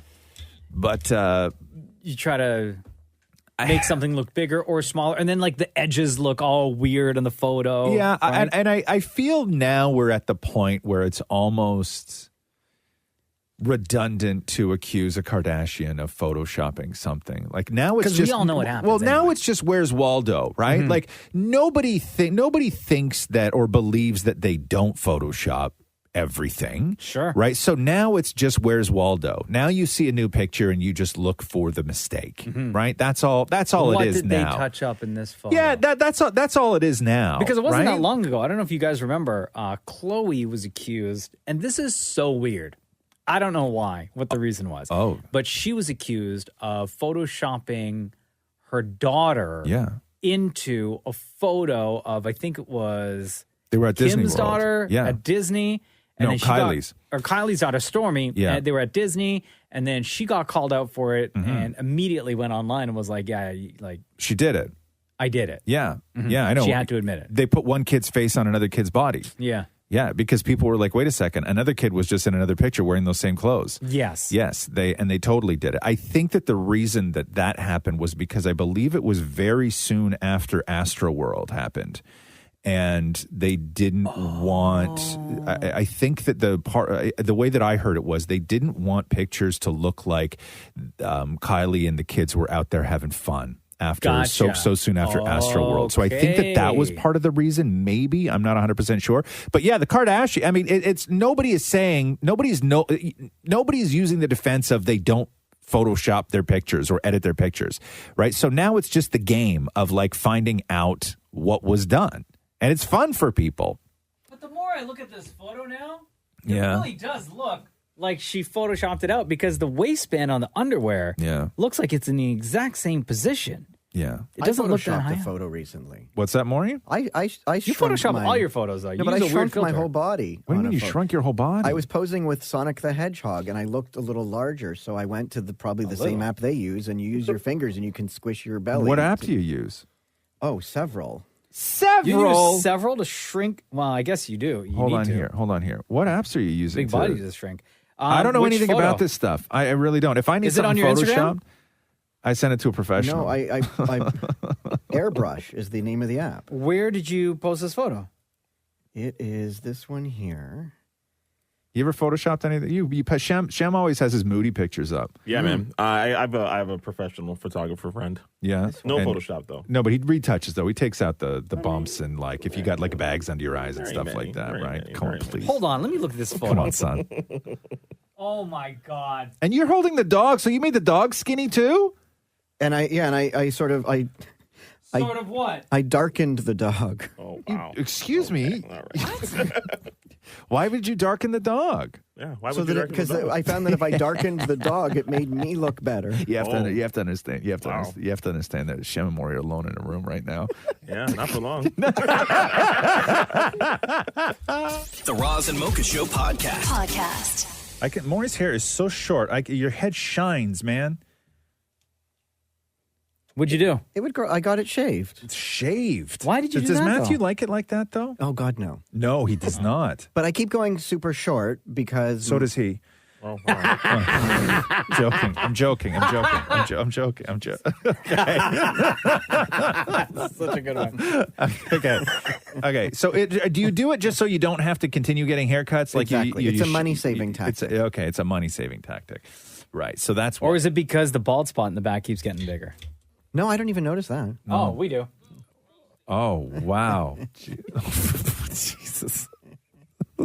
This is not this. Honestly, Maury, I didn't want to start this way. I had other things that I wanted to talk to you about, but I'm so Okay, let's talk about that No, because the light shining on the side of Maury's head, like every now and then when he turns his head just the right way, he looks like he's bald, right? Like a little tiny bit. So why doesn't Matthew like your hair this short? In a perfect world, how would Matthew do your hair? Oh, longer. He likes when he can run his hands through it. Right. And do you like do you like his hair shorter? Oh, his hair right now is the sexiest it's ever been. What does it describe? Really? Oh, it's like long. I love when if somebody's lying on top of you, their hair sort of flops into your face. Right. His hair's not that long, is it? Oh, it is. Yeah. No, And it's I not. also It's not really- long enough to flop. It flops. And his face has never been that close to yours, and don't even say it has. Well, in passing. So when you guys fall, right?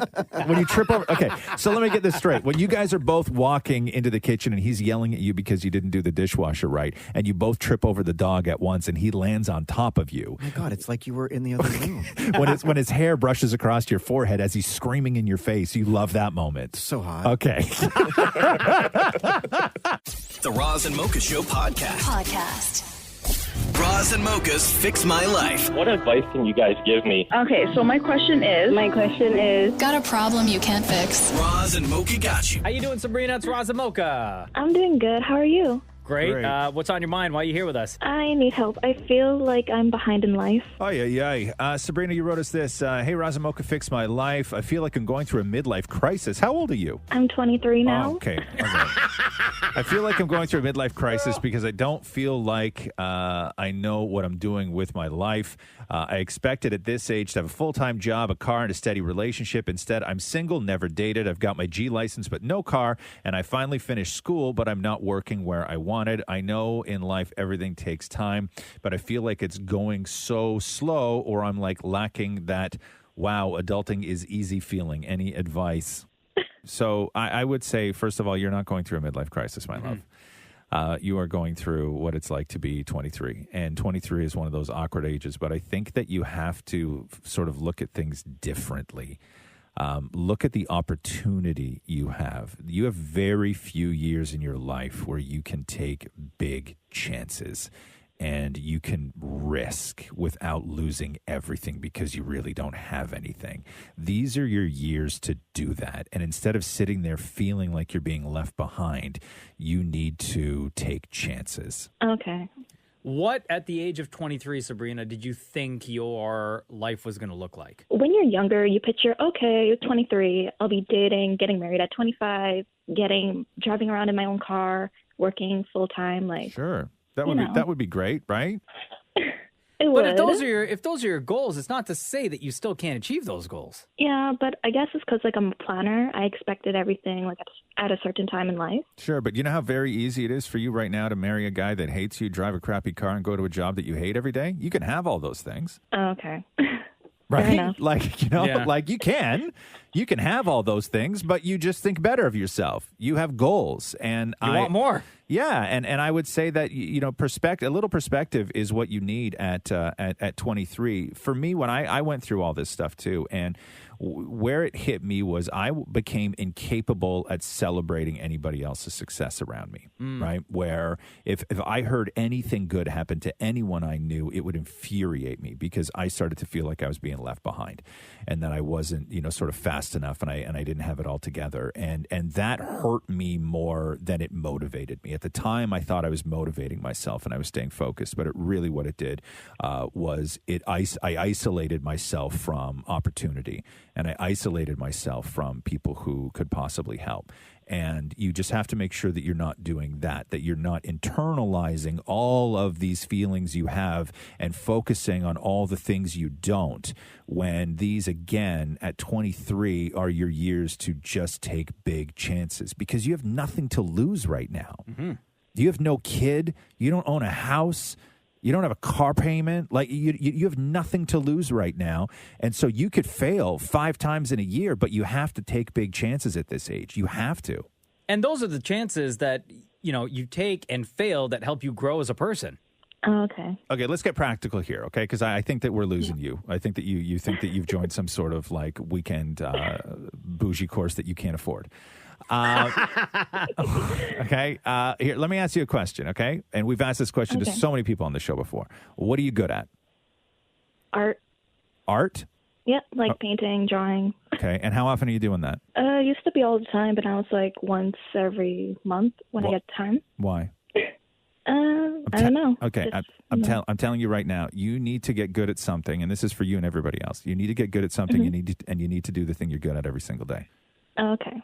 You have to, because otherwise you're going to sit there and you're going to chase things that you don't care about. You have to do the thing every single day that you're good at. Okay. Because that's the thing that all of this stuff, when you start feeling like you're being left behind and you've got nothing and your life isn't panning out the way you want it to be, when you're going to sit in those moments alone and you're going to be like, what do I have? And you're going to come up, the answer is going to be nothing. And then that's when you have to rely on the things that you are good at. And you have to get good at stuff. And then you got to get better at it. And then you got to get good at other things. This is your time to learn new skills. This is your time to just you need to be ready. When opportunity comes, you need to be bloody ready for it. And it starts by doing the things you're good at. And you have to do them every day because that's the reward for going through all the crap. Okay. And you might feel happier about it in the end. And feel better about yourself, right? Right. And you're not going to start selling paintings, okay? That's not what this is about. No, this is just for you. Okay? It's just you have to get out of your own head. Yeah, and at 23, you will sit there and obsess all day about all the things you don't have, and you're going to be like, "Where did I go wrong? I'm 23 and I'm not married, and I'm not going to have a kid by 25, and I'm not going to have all this stuff." You'll drive yourself crazy with all that stuff. I promise you will.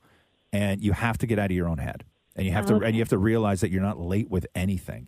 There is not a 23. What 23-year-olds are you comparing yourself to that you think that you're so far behind? I think that's the problem is my parents always talk about all the stuff they did when they were my age, and I'm just like, oh. Yeah, but your parents also bought a house for $40,000. Okay, yeah. Right, the world's changed. Like it's that ain't you. Do not compare your life to your parents' life. Jesus, you want to marry a guy like your dad?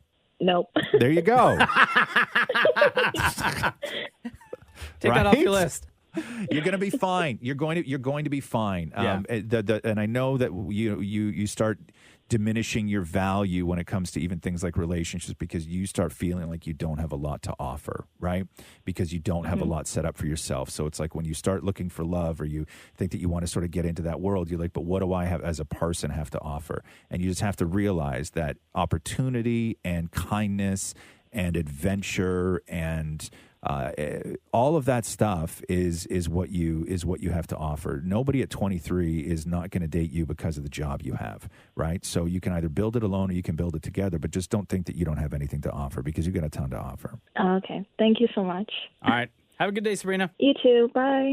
Roz and Mocha's Fix My Life On Kiss. Yo, this AI stuff that people are working on, that all the nerds are working on, is scary. You see the, like the robot dogs doing tricks. Backflips and punching other robot dogs and stuff. Yeah, and then the actual robots who are doing parkour and stuff. Bro, it's not cool. So they're trying to get autonomous cars rolling, right? Mm-hmm. driverless vehicles. And with certain aspects where, as a passenger, as a person sitting in the front seat, shotgun, you could then, if something ever goes wrong, you could click a button and maybe take control of the steering wheel or whatever, right? Sure. So Tesla had one of their earnings calls talking about the future of Tesla and things that they're working on. Elon Musk is on it, right? Obviously. And listen to what he says the plan is right now that they're going forward with, all right? We're also working on a new vehicle that I alluded to at the Giga Texas opening, which is a dedicated robotaxi that's highly optimized for autonomy, meaning it would not have steering wheel or pedals. And there are a number of other innovations around it that I think are quite exciting. But it's fundamentally optimized for it's trying to achieve the lowest fully considered cost per mile or cost per kilometer, accounting everything. And so it's, I think, going to be a very powerful product where we aspire to reach volume production of that in 2024. 2024, he wants robo-taxis that have no pedals and no steering wheel. Come on now. Like in the past few years, how many stories have we heard or have we read? I bet those cars going bonkers and hitting people. Yeah, cars running over folks, right? I know. And not in like, major cities. Like these are just in the property of the facility that is in charge of building the tech, right? I don't know, man. I still can't get used to. I drove by a guy the other day on the highway who was in the front seat of his Tesla with his phone in both his hands looking down, not one hand on the steering wheel, wasn't even looking at the windshield. And I'll tell you, I got the hell out of that guy's way so fast. Yeah. Like, it freaks me out. It freaks me out. Like, I just Hey, can't that person deal. on the phone was doing that before they even had a Tesla. 100%, right? Before. yes. But not even looking out the window, right? Yeah. Like looking just straight up, lean back in the seat, looking at their Lounging. phone. Lounging, typing with playing both thumbs. Wordle. Yeah, with both thumbs, right? I can't get used to that, man. I really can't. So according to Elon Musk, by 2024, they're going to mass produce a robo-taxi that will not have a steering wheel or pedals. Crazy. The Roz and Mocha Show podcast. Mocha, news time. Are you ready? Of course I am, brother. Let's do the news. The Roz and Mocha Show podcast. News break.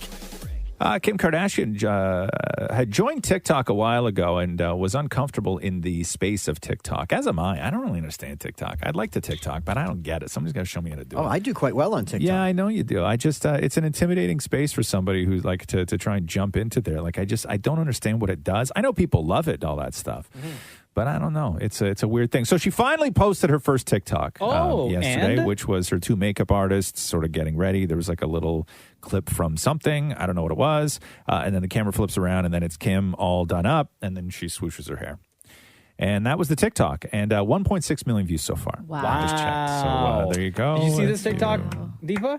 No, I'm just trying to get my food page kicked off. I'm in like 75 views, and here she is with 1.6 million, just swooshing her hair around. What's your food page, Deepa? It's just my name, Deepa Prashad 1. So it's just yours. So you don't have two. No, it's just mine. Just like my regular TikTok. And is it just all food? Yeah, I deleted all of my content and just started reposting food stuff because my other content wasn't working either. And I was like, So what were you posting that wasn't working?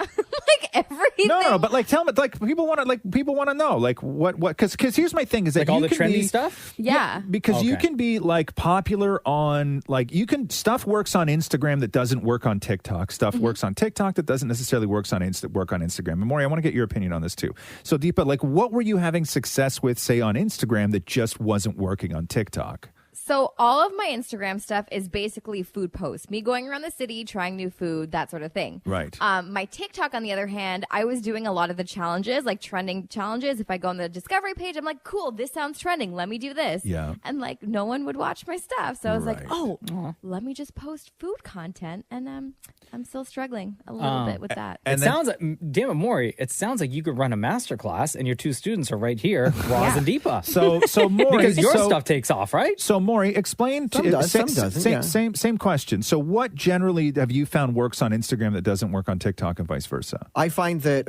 food stuff will work. So, like Deepa, it'll eventually obviously pick up. Like, you just got to also use hashtags of other stuff that's trending, right? Like, just jump on that. But I find that doing the, like, stupid things always works with my husband, like some of the challenges or, putting my face in the snow, just ridiculous stuff. Things that people can comment on are usually what do well, right? Something that somebody can have an opinion on. You need to set up a time with Damnit Matthew.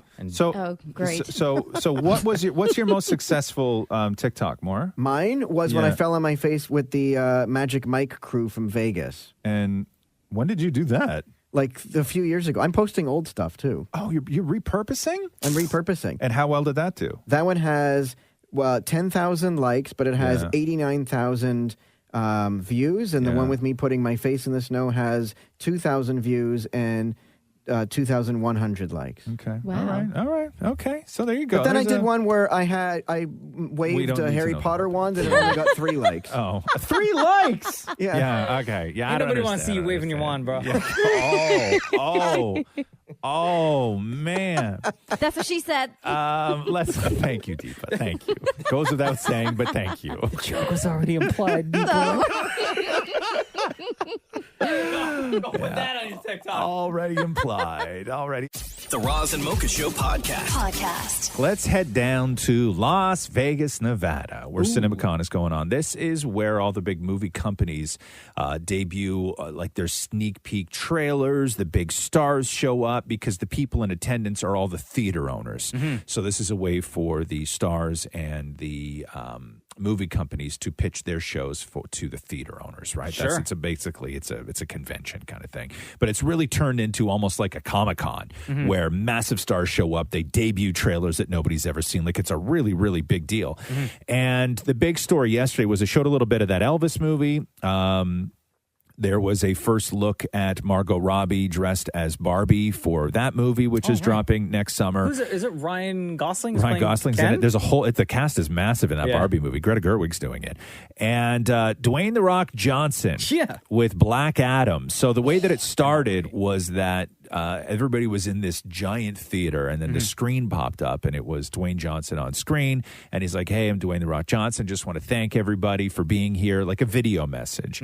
And then at the end of it, he's like, "Something just doesn't feel right." And then the video stopped, and Dwayne came out. Good to be here. I could not miss this.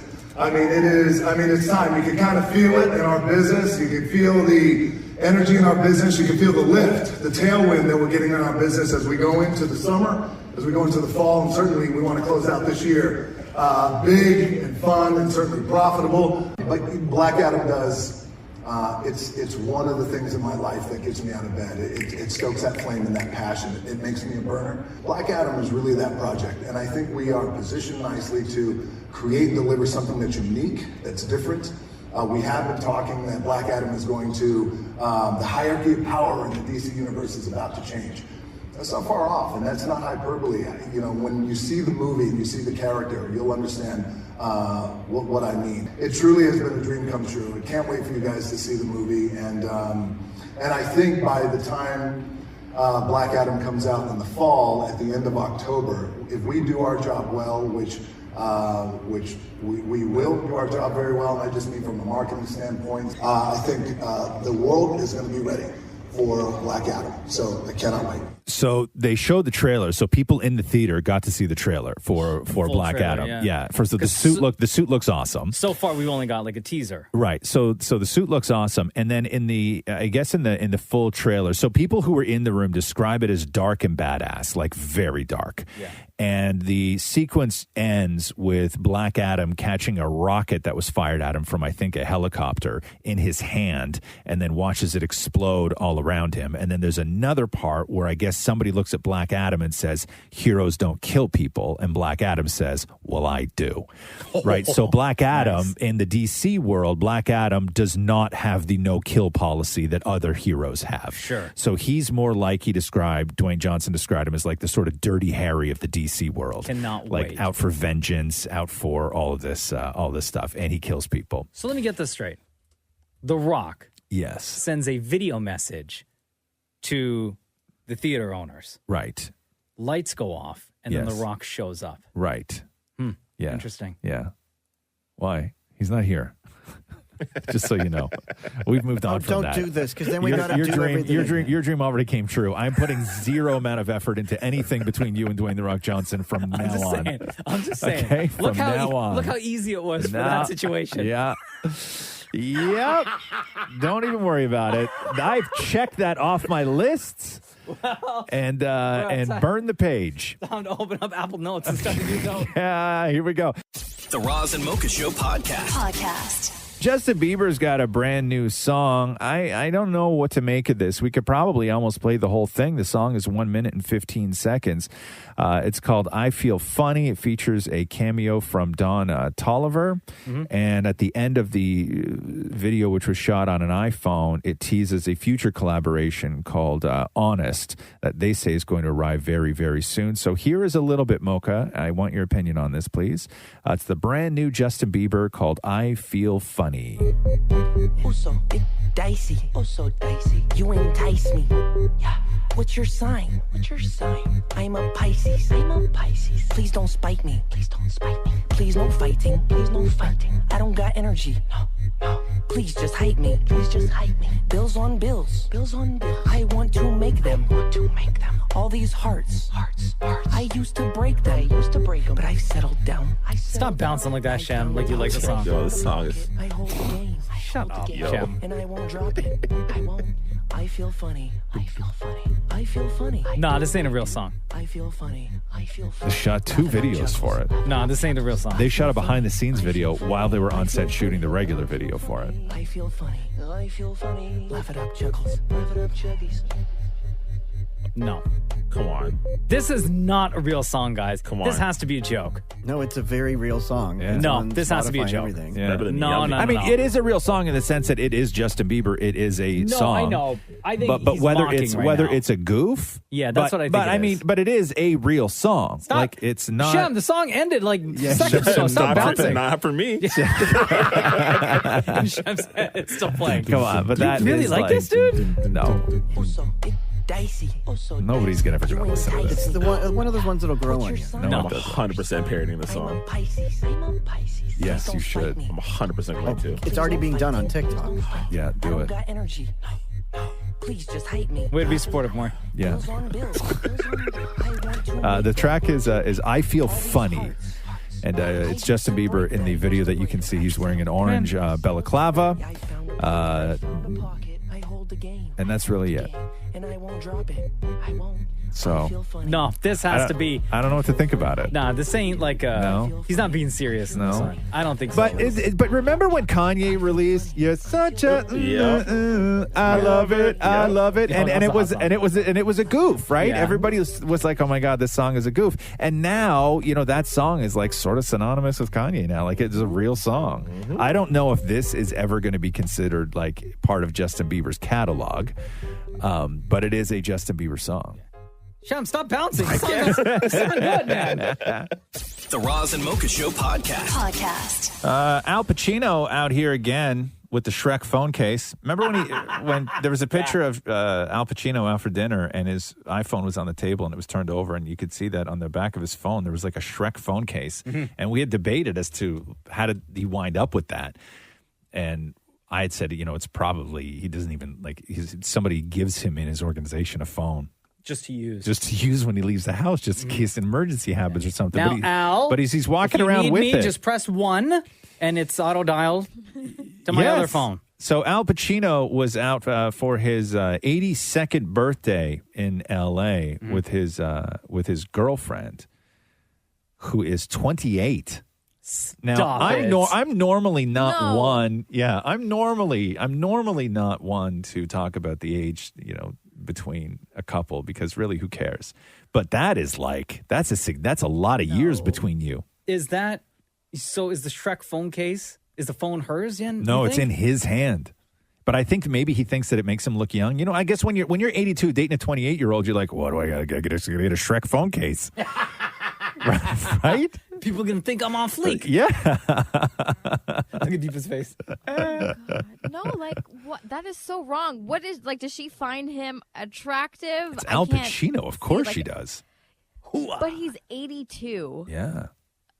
Yeah, Like, but it's Al he's Pacino. not- I just googled a picture of him, but he's not attractive. Yeah, it is like yeah, I don't know. Ew. See, yeah, it's Al Pacino, man. The man's a legend. You know, I'm not saying that you can't fall in love. For fun. What? Jeez, I don't know. Like, talk about Shrek. They're such big yeah, fans. I don't know. I don't know. I don't know. Maybe she's and maybe he's not into young people things. Maybe his 28-year-old girlfriend is super into old people things, right? Maybe she likes dinner at 5. She really enjoys porridge. Yeah, maybe she likes all those things. I don't know. Who am I to judge? But that is quite the age difference. That's like grandparent age, right? Like that's not you dating somebody your father's age. Yeah. That's you dating somebody your father's age. Yes, absolutely. Right? Yeah. Madonna just broke up with her boyfriend. I know, and how Madonna's 63 and he was 23. 26. No, but they were together for 4 years. Yeah. Yeah. So No. they, yes. She just broke up with him. Too old. Too old, I guess. Jeez, that's a big age difference. The Roz and Mocha Show podcast. Where are we here? Oh, yesterday at the Johnny Depp trial. Oh, yes. Did you watch any of this? I did not. I tune in every but day, man. I love it. I just see like what's trending on Twitter and stuff. Forensic psychologist Shannon Curry took the stand, and this was the doctor that examined Amber Heard. And first, when I turned it on, I thought it was the mom from Modern Family. She looks just like Claire. Really? Yeah, Claire Dunphy? Yeah, she looks just like Claire Dunphy from Modern Family. And this was... What's the plan, Phil? This was Dr. Shannon Curry talking about having gone through everything and examined Amber and all the tests and everything else. This was the sort of conclusion, the damaging conclusion from her expert opinion when it came to Amber Heard. As a result of the work that you performed, did you form any opinions with respect to Ms. Heard? I did. What were those opinions? The results of Ms. Heard's evaluation supported 2 diagnoses, borderline personality disorder and histrionic personality disorder. Oh, wow. So borderline personality disorder, she then went on to describe as somebody who is driven by an underlying fear of abandonment, and histrionic personality disorder is associated with drama and shallowness. And here she is, Dr. Shannon Curry, explaining a little bit more in depth her analysis of Amber Heard. We spent 12 hours directly with one another. One of the primary things I learned was that she had a very sophisticated way of minimizing any personal problems, externalization of blame, tending to have a lot of inner hostility that is attempted to be controlled. There can be actually a lot of cruelty. Usually with people who are less powerful, they can react violently, they can react aggressively, they will often physically prevent their partner from trying to leave. Sometimes they act in a kind of a girlish way to be cute and to engender attention, but they can be actually very, very destructive. But mostly we call this administrative violence. So essentially this is saying that they'll make threats using the legal system. So they might say that they are going to file a restraining order or claim abuse. That person goes from being idealized, the perfect person, to dumpster. Wow. She just called her dumpster. I know, on the stand. Jesus. But she was really great yesterday. And immediately everybody was like listening to every word she said. And then all of a sudden, like histrionic personality disorder and borderline personality disorder were trending all together because everybody was sitting there watching the trial and trying to figure out what these 2 diagnoses were. The Roz and Mocha Show podcast. So apparently Psy is releasing, remember Gangnam Style? Oh, yeah? Yes. One of the biggest songs in the world at one point. Psy has officially announced his brand new single called That, which will be the title track off his upcoming album called Psy 9th. He's teamed up, and the track will be produced by BTS member. Is it Suga? I don't know. I don't want to say this guy's name right. Suga. Suga. So the guy from BTS is producing it. Now they released something. Now I don't know if this is the song or if this is just part of a release part video. Of a video where he's running wearing a cowboy outfit in the old, like a ghost town, Old West kind of thing. Yeah. And he's just running in slow motion. And at the very end, he sort of jumps into the air kind of thing. That's So, but are we to believe that this is going to be what the song sounds like? I would hope so. That's all we have. Okay, here we go.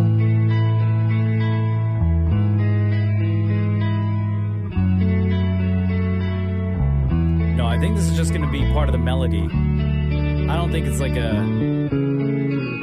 down-tempo song. Wait for it.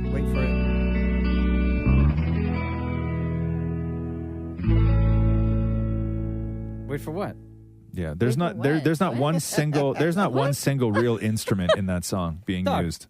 No. Not one single. That's not a real bass. That's not a real guitar. That's not a real anything. Wait for it. Wait for this part. Like, listen.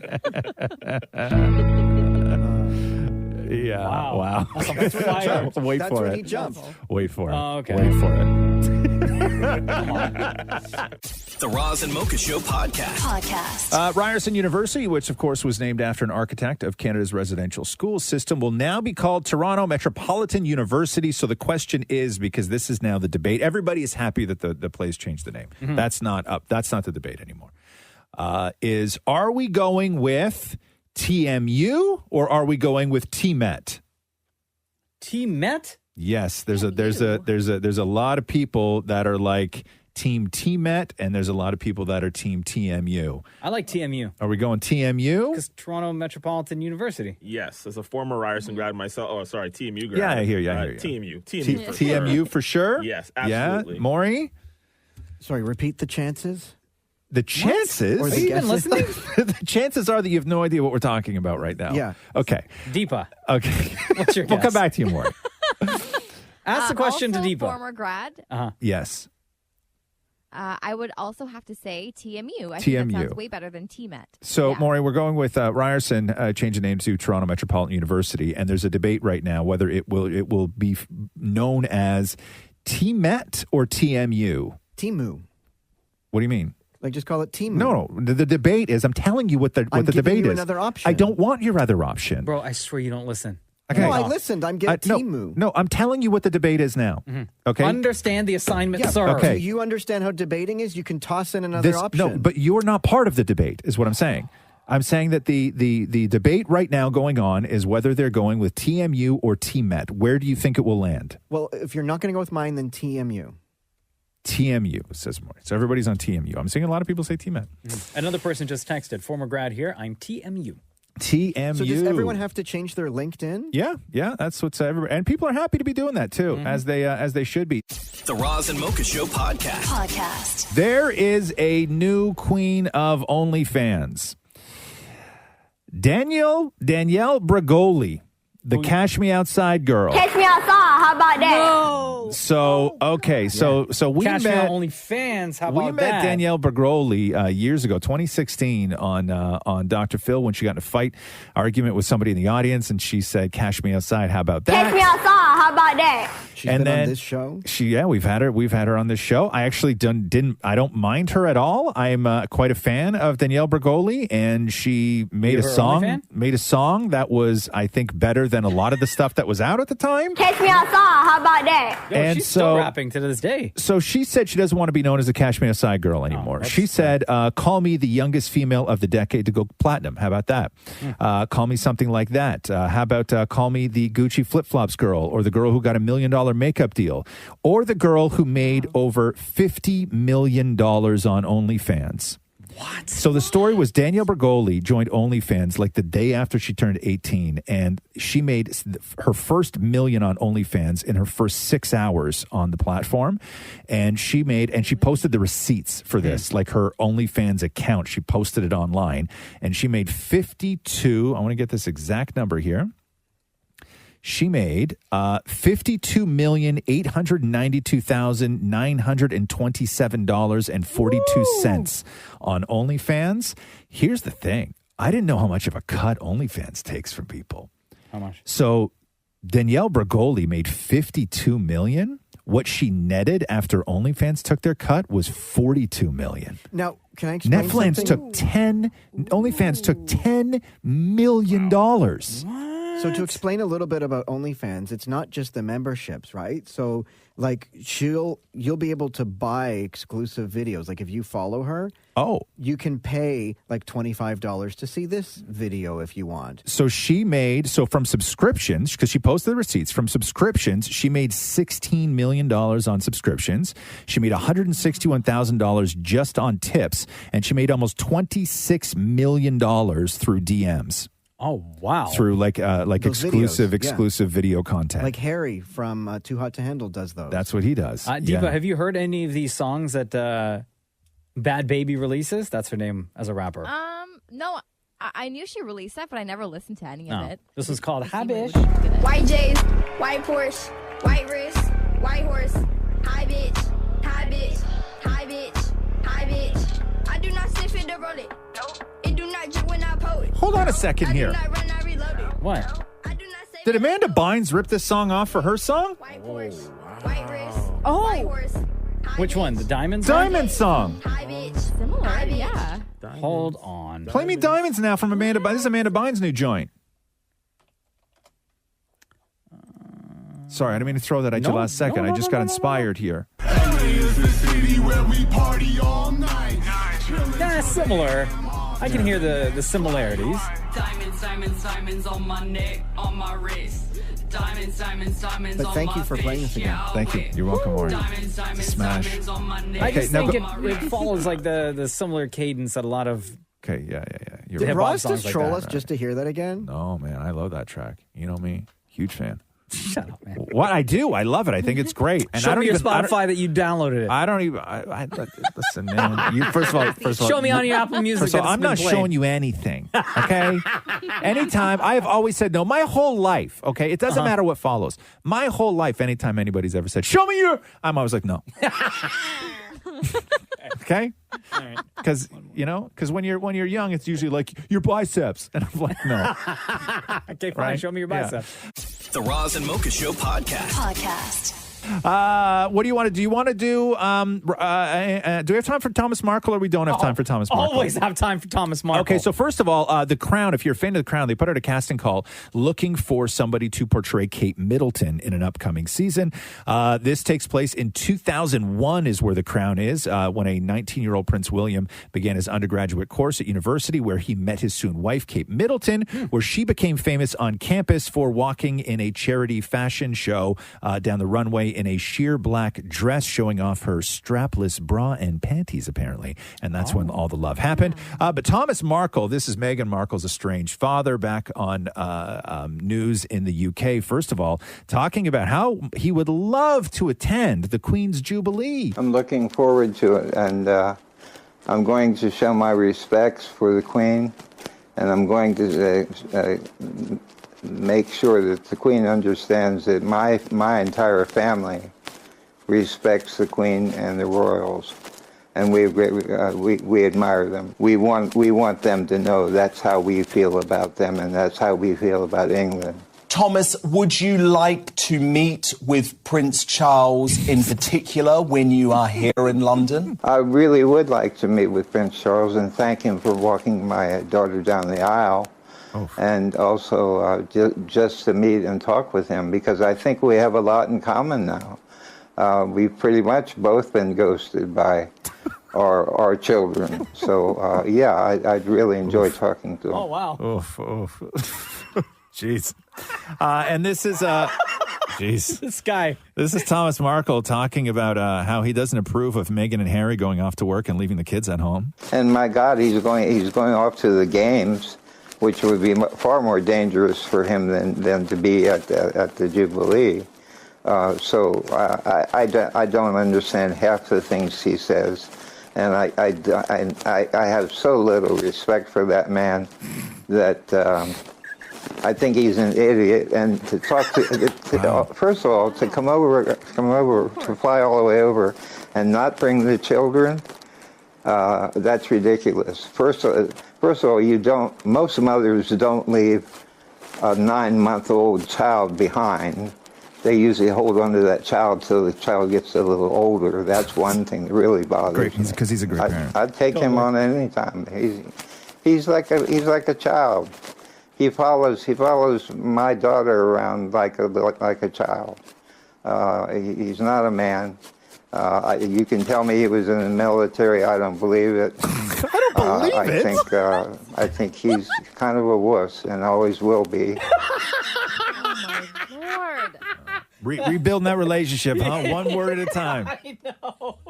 The Roz and Mocha Show podcast. So Olivia Wilde was down at CinemaCon. This is the big movie sort of theater convention that goes on in Vegas every year. And she was on stage doing a presentation for her new film, Don't Worry, Darling, which stars Harry Styles, her current boyfriend. And while she was on stage delivering her speech, somebody walked up and handed her an envelope marked personal and private.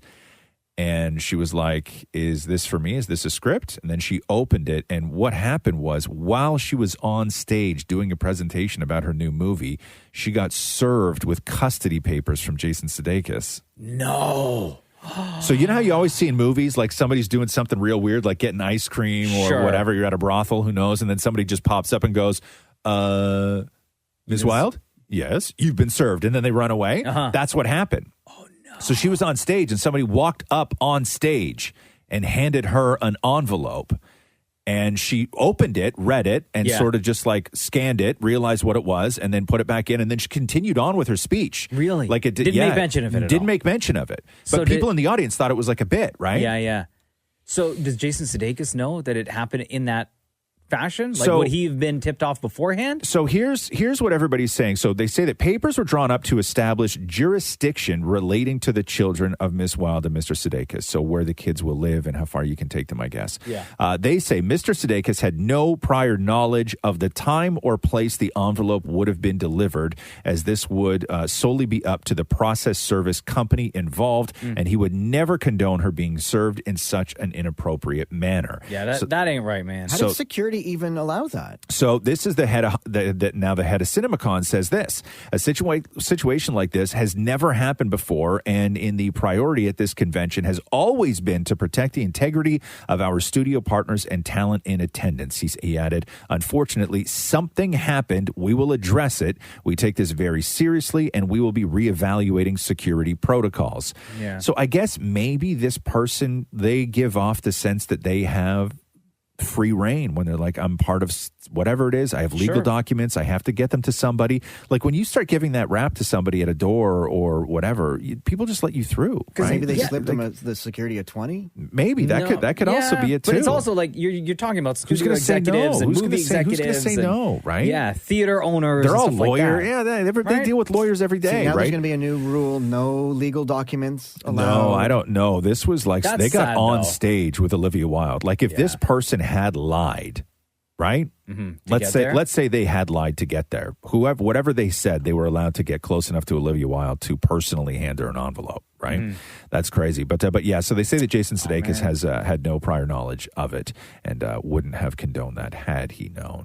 The Roz and Mocha Show podcast. Helen Mirren on the cover of People Magazine's beautiful issue. Hey, love How old's Helen Helen Mirren? It's not listed here for me. How old is she? Helen Mirren, I'm going to say is 77. Is Helen Mirren 77, guys? We are finding out for you Helen right now. Mirren. Helen Mirren is 76. 76. Oh, good guess. Didn't So you found her hot, right? me, I think Helen Mirren is gorgeous.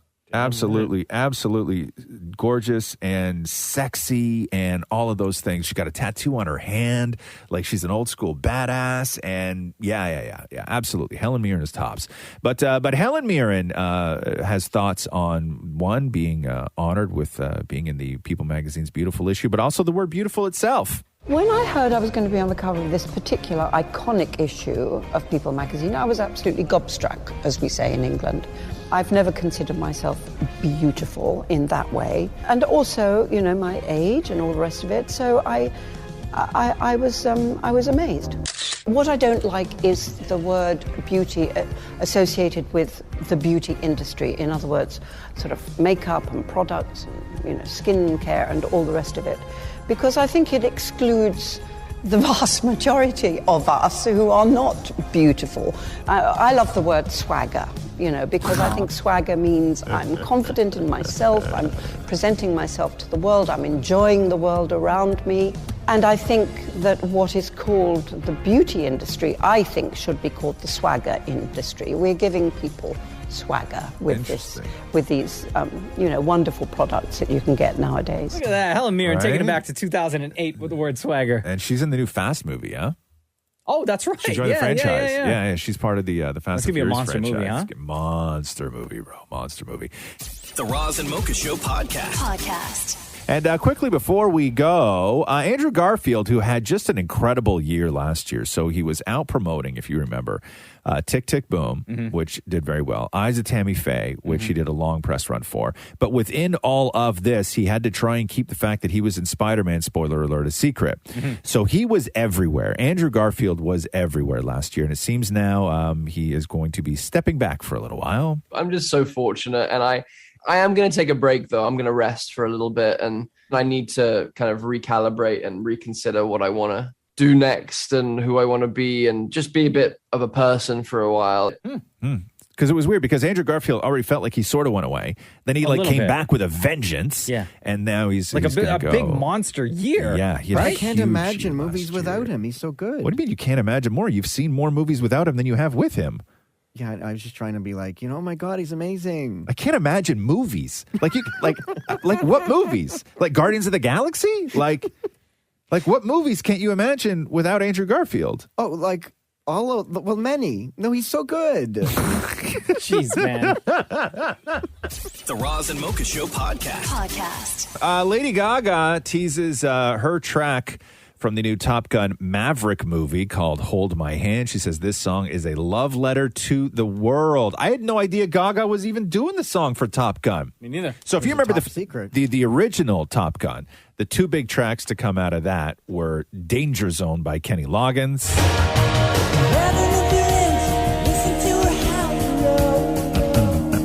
Classic. Classic.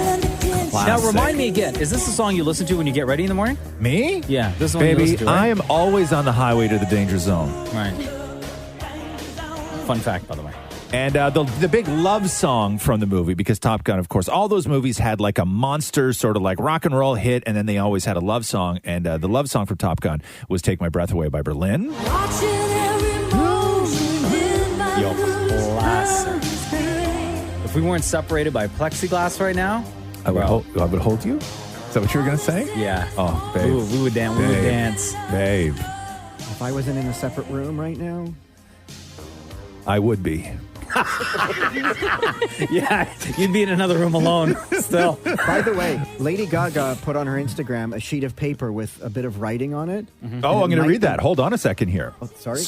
So Gaga wrote this. When I wrote this song for Top Gun Maverick, I didn't even realize the multiple layers it spanned across the film's heart, my own psyche, and the nature of the world we've been living in. She goes on to say, I've been working on it for years, perfecting it, trying to make it ours. I wanted to make music into a song where we share our deep need to both be understood and to try to understand each other, a longing to be close when we feel so far away, and an ability to celebrate life's heroes. Now, people who have heard this song have called it, the word is epic that keeps coming up. Somebody else who heard the song said, Hold My Hand is Gaga at her best. It was due out at the end of the month, but bosses pushed it back. The video was shot long ago. They say, I wouldn't be surprised come next year if Gaga has herself another Best Original Song nod for the Academy Awards. Wow. So people who have heard this are loving it. What is it, Maury? There's still this line she posted from the song. But if you decide to, I'll ride in this life with you. But if you decide to. But if you decide to, I'll ride in this life with you. I'm down with So that. it's got to man. be like a mid to down tempo anthemic kind of song, right? Has to be. Well, they said epic. Like to me, Shallow is epic, right? Am I wrong on that? Best songs ever written. Shem, you disagree? Highly disagree, I Shem? don't think it's epic Gaga, but it's all right. I mean, I'm still a Just Dance, Poker Face, Bad Romance I Gaga still fan. cry when I hear that song. Interesting. Okay, well, we'll wait to hear. So again, the song is called "Hold My Hand," and it's Gaga for Top Gun Maverick. Can't wait for that. The Roz and Mocha Show podcast. Podcast. Hailey Bieber did a 12-and-a-half-minute video talking to her fans about what went down on March 10th when she was hospitalized. And we got the sense that it was very serious, but not really a good sense of what exactly happened.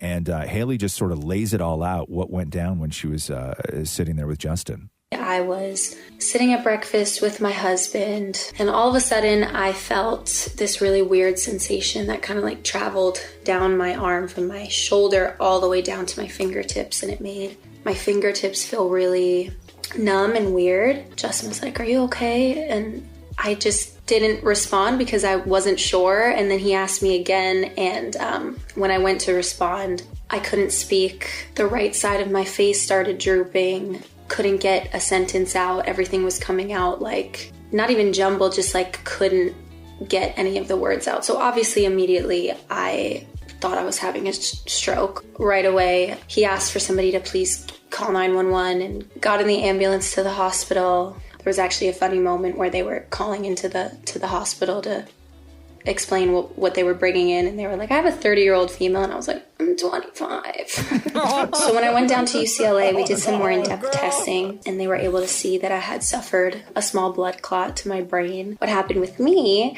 is my blood clot actually escaped through the flap or the hole in my heart, and it traveled to my brain, and that is why I suffered a TIA. I'm recovering really well, really fast. I feel great. Oh my God! What a scary situation. Yeah, to be so in. she had the procedure to close the hole in her heart. So hopefully she never has to deal with any of this again. And her husband, Justin Bieber, released yesterday a 1 minute 20-something second song that was super weird called "I Feel Funny." Dicey, oh so dicey. You entice me.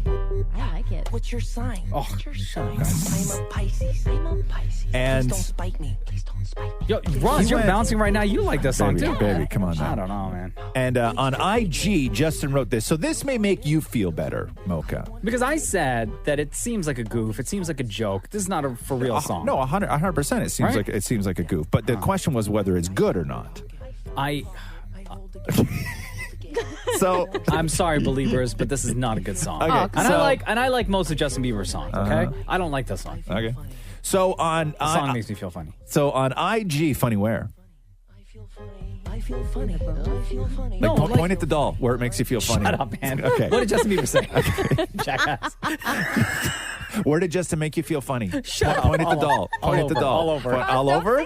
Like all over, or like all Can over? you just tell me what Justin Bieber said about the goddamn Like song? all over in like a circle, or like all over in like a line? Okay. Okay. So Justin Bieber wrote on IG, April 29th, the real song and video come out. Okay, then. So what that means, the real song. We'll have to see where that. So this is just a parody, a joke. I'm guessing it is. It is sort of a joke, but maybe this one will make you feel But it's funny too in late. even It's more out now. places. It's out. Once it's like, even if it's a joke, like you've released it, now we have to love it. No, this may not even be the song. No, but what I'm saying is this is out. So even if Oh, it isn't yeah. the song, No, but you it's can't now get it the on like song. Spotify or Apple Yes, you Music. can. Yes, you can. This one? Yes. Oh, delete from library, Bro. everybody. No, thank you. The Roz and Mocha Show podcast. So yesterday in the Johnny Depp trial was the most wild witness testimony to date. And this isn't the forensic psychologist. This isn't Johnny Depp. This isn't any of the stuff of Johnny Depp doing drugs with Paul Bettany. None of that. This was the testimony of Johnny Depp's former doorman, Alejandro Romero. Okay. And this was during the time when Amber Heard said that she had bruises on her face that she was then covering up with makeup. Okay? And so this was the doorman that saw them walking in and out all day for the entire time that they were at the apartment. And the question was basically, Mr. Romero, did you ever notice any makeup on Amber Heard? Right? That's the question. And that's a yes or no. No, I didn't. Okay, let's move on. But when it's lawyers and they have to be so detailed, and they repeat themselves over and over and over and over again, listen to the amount of times Amber Heard's lawyer asked Alejandro Romero if he noticed Amber Heard's makeup. Sorry, your next witness? Alejandro Romero. My name is Alejandro Romero. I'm going to ask you some questions now about Amber Heard. would you be able to say what type of makeup Amber Heard was wearing on any given day? No. Would you be able to say, for example, whether Amber Heard had on concealer or foundation? No. Would you be able to say whether Amber Heard had on blush or powder on any given day? No. Would you be able to say whether Amber Heard had a mascara or eyeliner on? No. How about eyebrow pencil or lip pencil? No. Do you have any memories of Amber Heard wearing a particular type of makeup? No. Would you be able to testify to any of those? What she was wearing, what her makeup was, what her hairstyle was? No, I probably won't remember. And that's where I'm going to follow up. Do you remember what type of makeup Amber Heard was wearing that night? No. Can you tell me whether she was wearing concealer or foundation? No. So just re-asking the same question again? Blush? No. Could you tell me whether Different she was day. wearing any kind of eye makeup? No.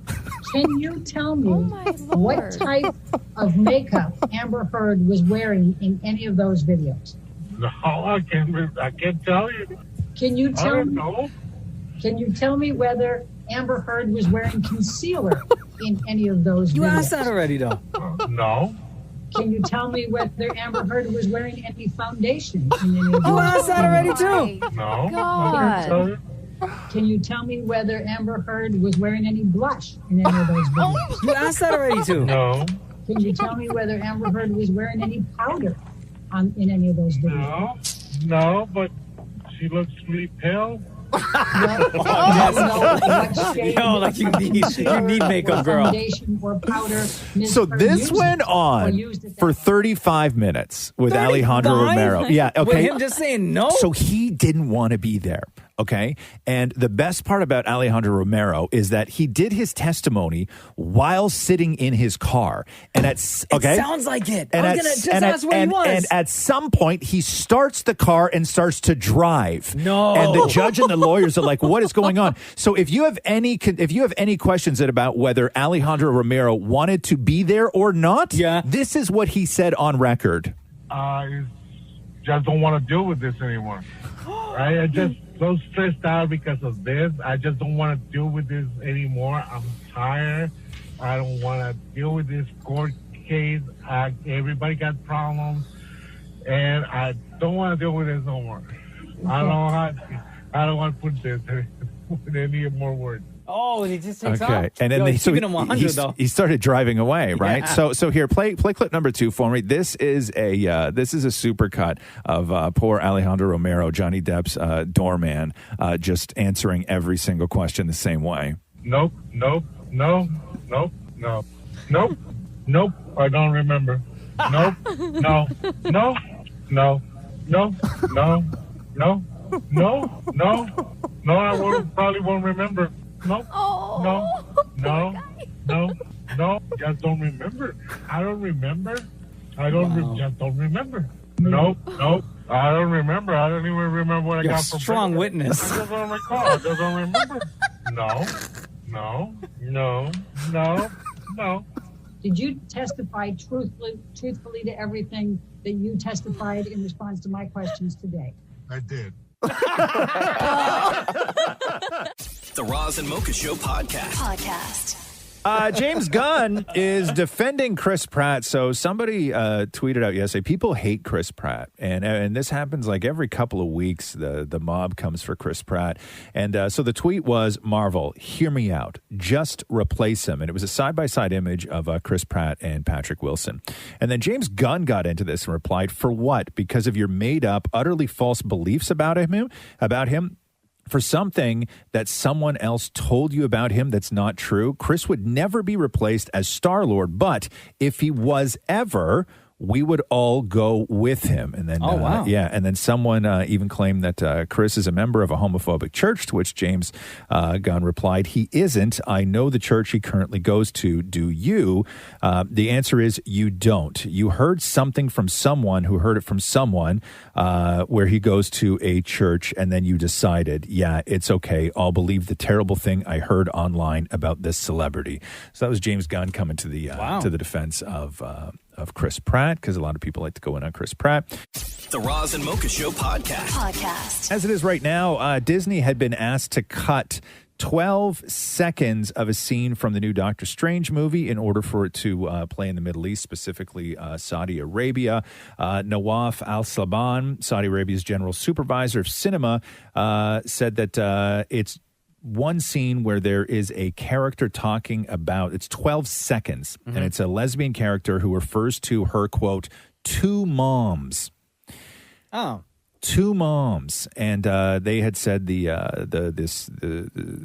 Cinema Classification Board in Saudi Arabia said it's just her talking about her moms because she has two moms. Being in the Middle East, where homosexuality obviously is illegal, it's very tough to pass something like this. He added, "We went to its distributor, and the distributor sent it to Disney, and Disney told us they are not willing, but they're not talking about an outright ban just yet." He said, "There's no reason to ban a film; it's just a simple edit."